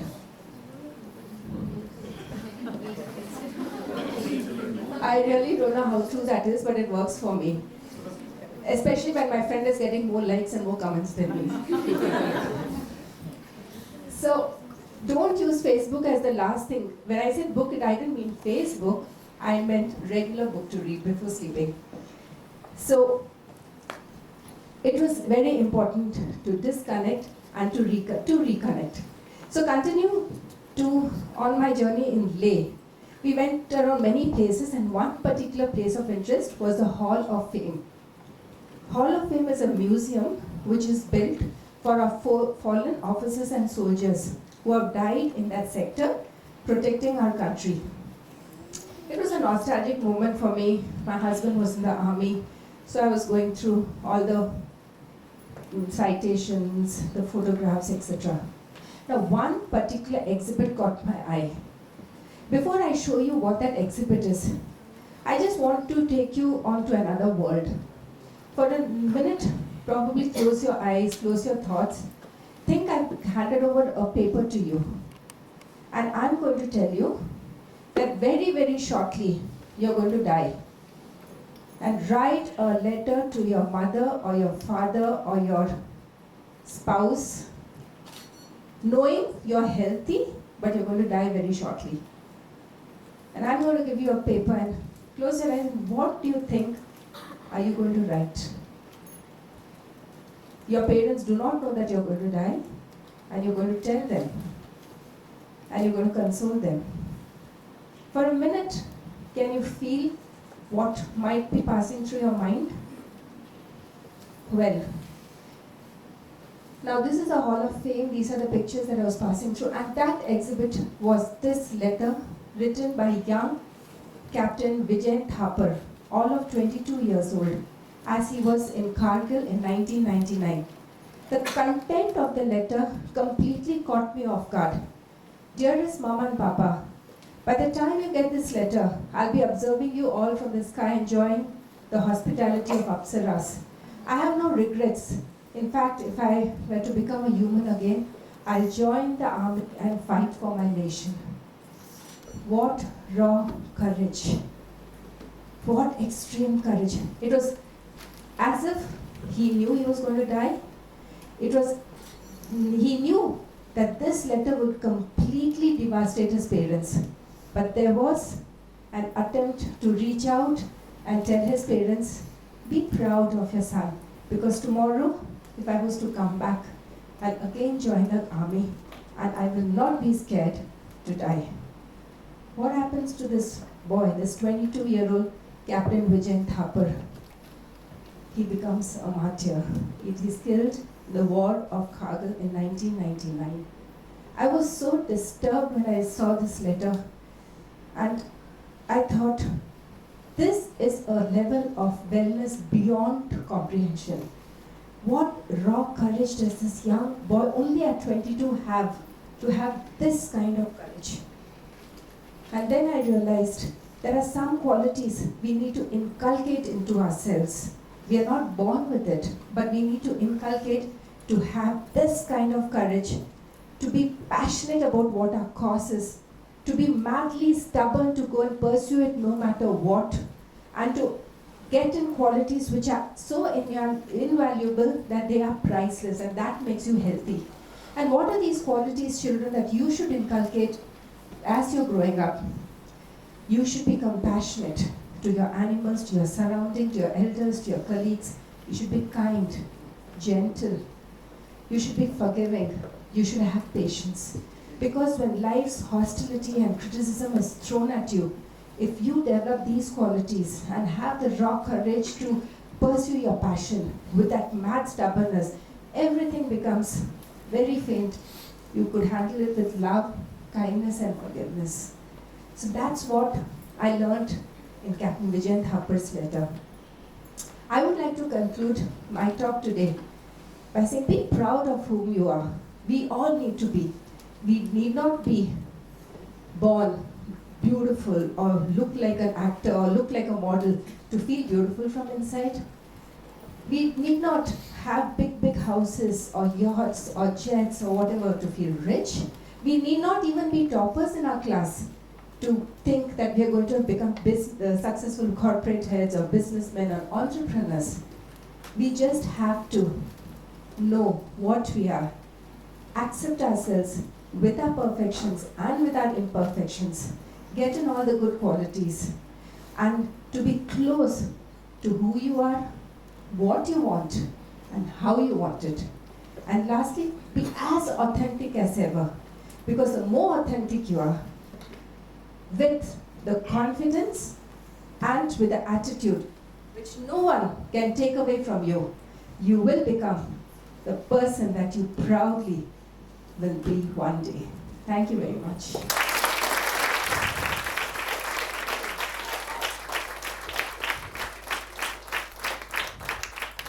Thank you, Dr. Renuka.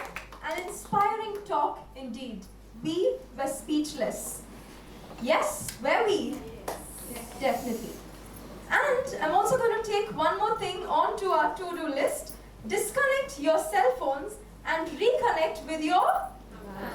Yes, so when you're going out, I have a small bag there. You can just drop those cell phones inside and I will take them for you. Thank you. Now, we're done with 7 amazing, fabulous, fantastic, adorable, unimaginable, ecstatic speakers. So can we give all 7 of them a very big round of applause?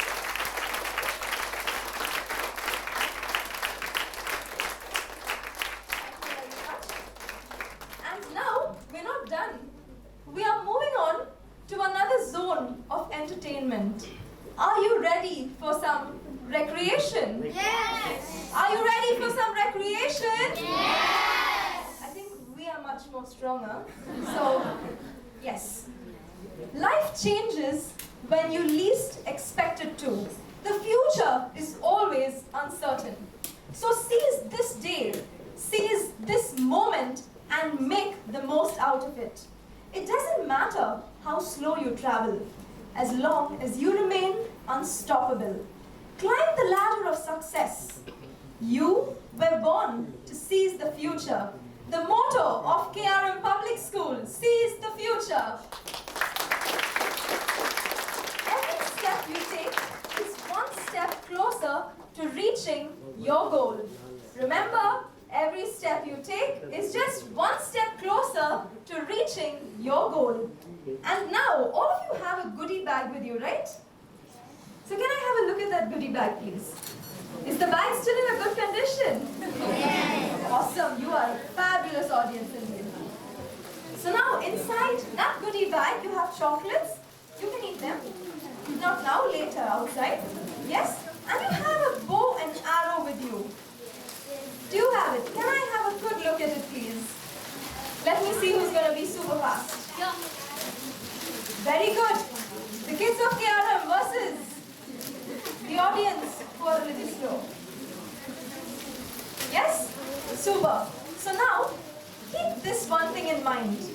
Today is the day, this is the moment. TEDxYOUth at KRM Public School. Seize this moment. seize this day. Aim for a beautiful future because you are the one who can seize it. Do you agree with me? Yes. And if you do, you have to. So yes, you are going to aim at a point that you want to reach in life. The point may be here, the point may be there, of course above my head. You already know. I will move this side because a couple of you must be already irritated.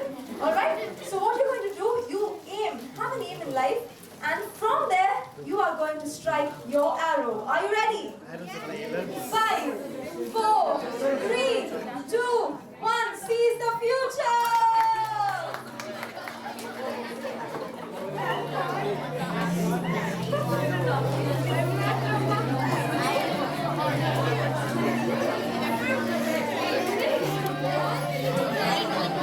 I think I can't find a couple of arrows. One behind you. So I get a chance as well. Yay! Yes, please don't take the arrows home because you got to seize your future right now. Come on.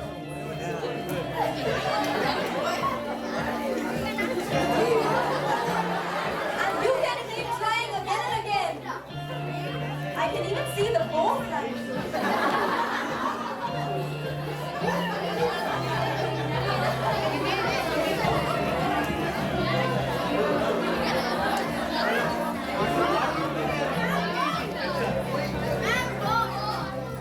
The bow you can keep it. You don't have to hit me with the bow.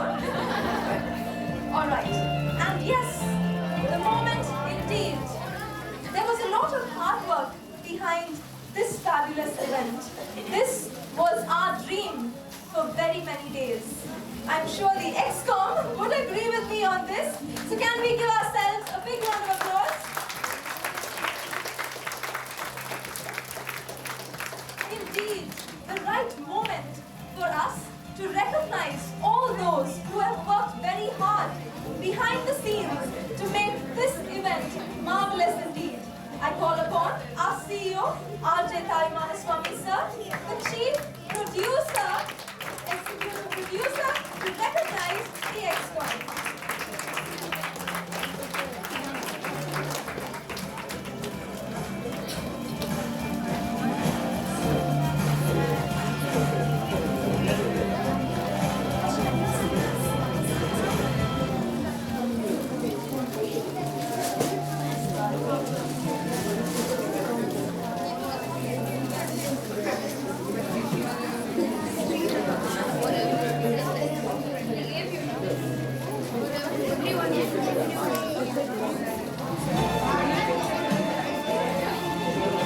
Can I have Mrs. R. Gauri, the co-organizer of TEDxYOUTH KRMPUBLICSCHOOL.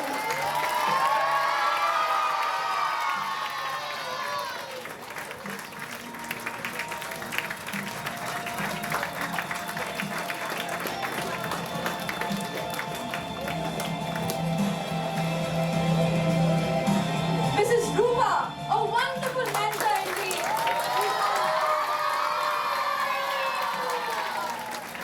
A lot of sleepless nights.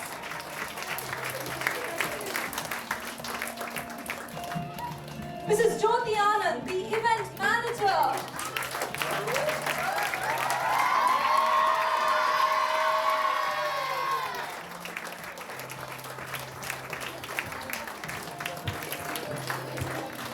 Mrs. Sai Janani, the editorial and marketing director.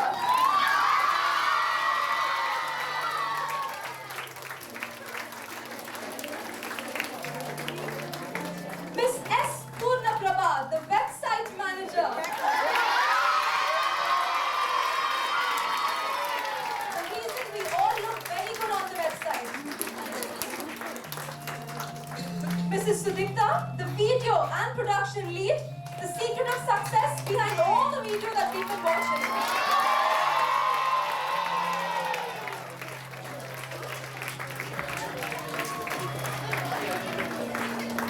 Mr. Arumugam, the designer with the most creative picture on the website.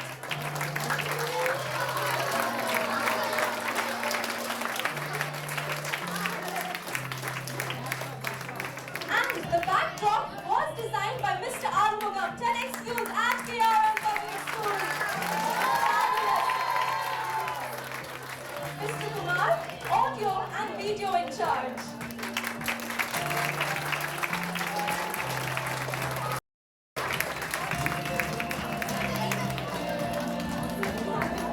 Mrs. Nancy John, hospitality.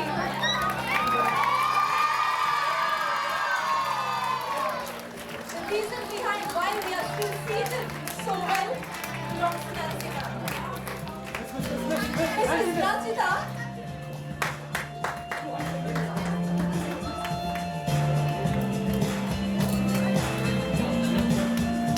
Mrs. Ranjita, refreshment and reception. You enjoy the cake and sandwiches?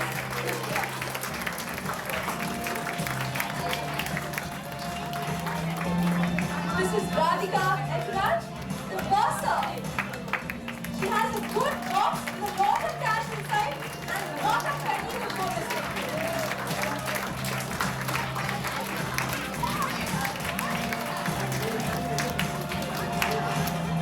Mr. Senthil Kumar, the system administration. Every camera, every wire is very well known to it. S. Sunitsa, volunteer.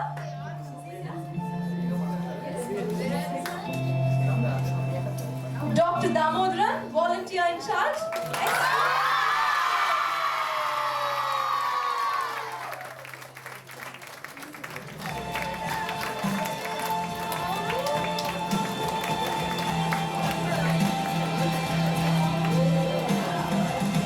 Dinesh, a volunteer.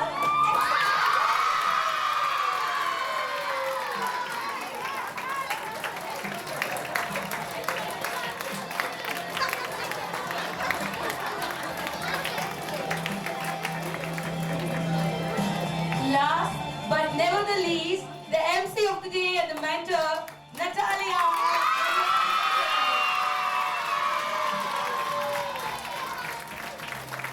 The person who just made this show a live one.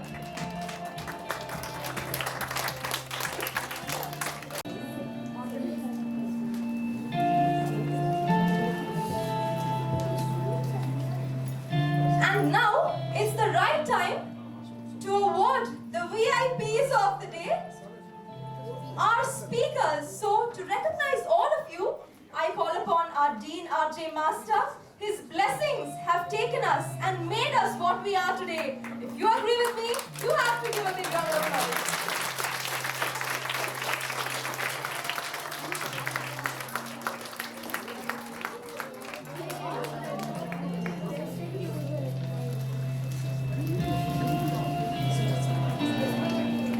Our star speaker of TEDxYOUTH at KRM Public School, Dr. Sultan Ahmad Ismail. Advance happy birthday to you, sir.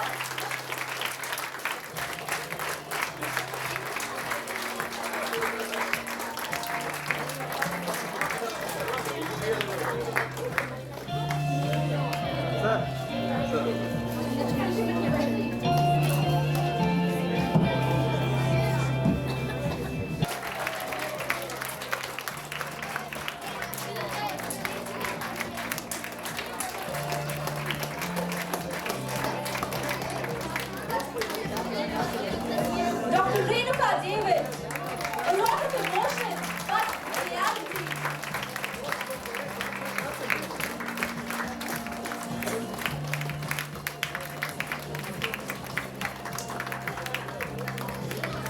And finally, the one who's going to take us to planet Mars, Master R.J. Kaushalraj.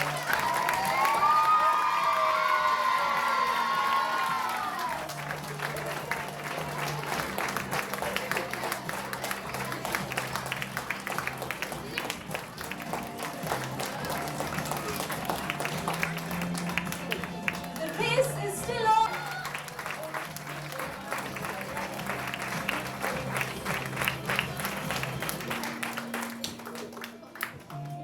Ready to take up challenges? And we challenge you too, Chiranjeevita.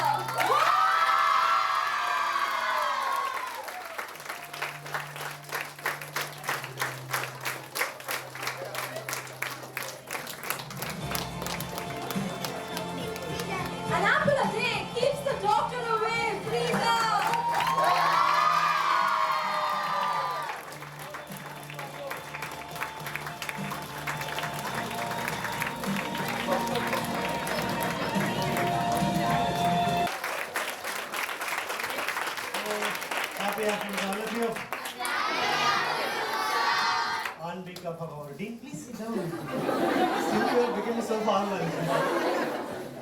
So on behalf of our dean, RJ Master, and our CEO, and the executive producer of this event, let me take a pleasure of thanking you all. First of all, my thanks, of course, it's a very big thanks. 3 adult speakers, they are very busy. They are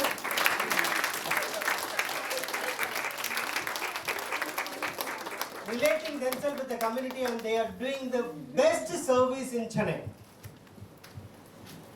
Dr. Sultan Ismail, it's very difficult to meet him because always he will be either with the farmer one side or with the high profile educators.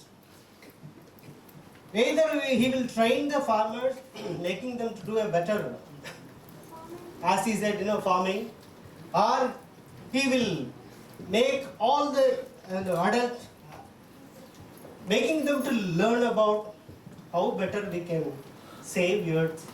That much a passionate person. That is what we made the cake itself as like an earthworm. So such a busy person, but very down to earth person. You would have seen him. So after his speech, I could see most of your company have been with him, and you were handshaking with him. That was really syllabus now.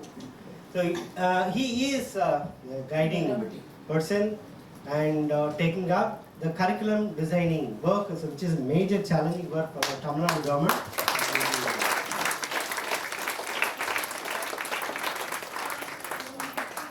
Just over a call, he said definitely.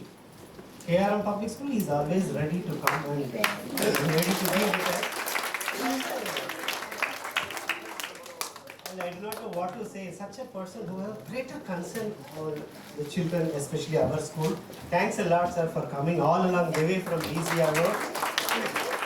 And it's not just coming today alone.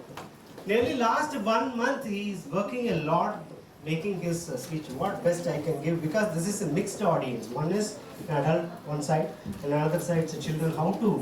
How can I make my presentation better continuously, right? So such a great person has come all along the way. And thanks to Dr. Uttara ma'am, who is the head of the Department of Physics, who is also designing science syllabus for Tamil Nadu government. And again, she used to spend maximum time with the children. That is the secret. So people, those who really love children, they never keep themselves within the cabin. They are always ready to be mingling with the children. And of course, science is in the textbook.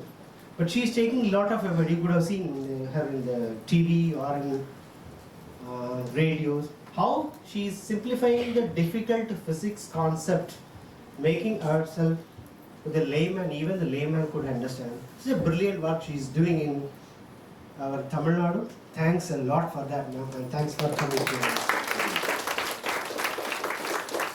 And Dr. Renuka David, wonderful, wonderful, wonderful person. Again, a wonderful person, I can say. A wellness expert. So how far that wellness word has reached us, that is really, it's a little difficult thing for us. But in Chennai, wellness, North Chennai especially, the South Chennai people, the wellness is really a matter of, attraction. And she is a medical professional. That's one side. The other side, she is making the people to give them advice to maintain their physique. She is having a gym in her office and giving the treatment through that. A busy person indeed. One side, and another side, she is involving herself in various social activities, speaking in various forums, organizing a wellness conclave in Chennai-like area. So such a way she is trying to contribute maximum to the society. And thanks a lot, ma'am, for your contribution. And of course, all these 4 people are associating with the KRM Public School. Either a direct student or a pass-out student or part of the school. Anyway, they are busy more than the others, they have their busy schedule. Getting their time itself is a very difficult thing for us, getting an appointment and bringing them to come out of their comfort level, as ma'am said, that was another challenging for them. Anyway, you have done a wonderful task, my dear. And again, our CEO used to have different dreams, and this is one sort of a dream from our CEO.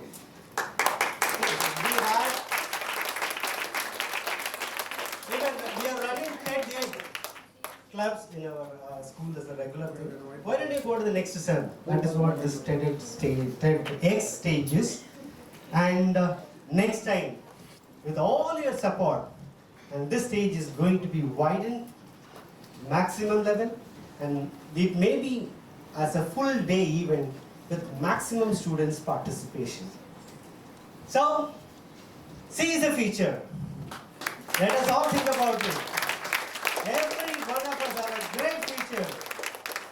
That KRM Public School platform is extending it to invite you to seize your future. God bless all of you, and thank you a lot. Thanks, MC. A very big thank you to our executive producer, our organizer and co-organizer for making our dream event a reality. Let's give a big round of applause for them. And finally, all good things come to an end. But this is not the end. This is just the beginning of yet another amazing event. On behalf of TEDx Youth at KRM Public School, I thank our esteemed guests, our speakers, parents, teachers, and my dear students for being a part of this truly remarkable global phenomena. In spite of your busy schedules, you have taken the time out to make this event spectacular with your glorious presence. A very big thank you to each and every one of you. Till we meet again, signing off, MC Natalia. And normally I don't sign off once I say sign off. So I come back on. So yes. So there will be, you're circulating it now? No, it's there in the goodie bag. So in your goodie bag, you'll have a form that you will have to probably fill up. It's the feedback form for this event organized at TEDx KRM Public School. We've also given you a pen, so you don't have to run anywhere. And you will also be receiving a mail. A link would be coming to your email. Please do fill up that email and send it across directly to TEDx. We would be extremely grateful to have you doing that for us.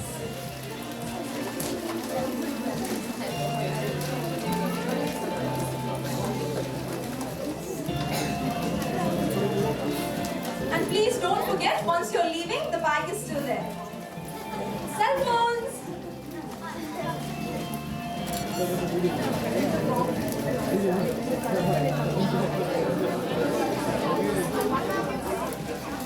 Once you're done with the papers, you can hand them back to our co-organizer, Jagavi ma'am. And you can also join us for some good snacks. Students, those who want to take back your arrows, after you're done, you can pick them back. Go home and keep eating them at the wall.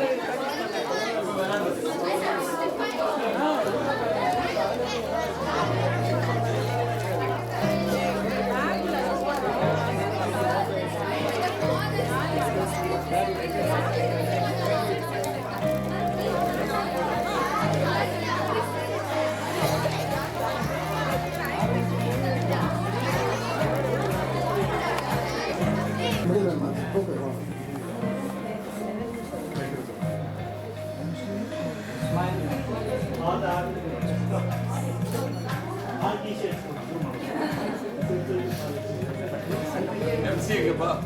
I'm coming, sir.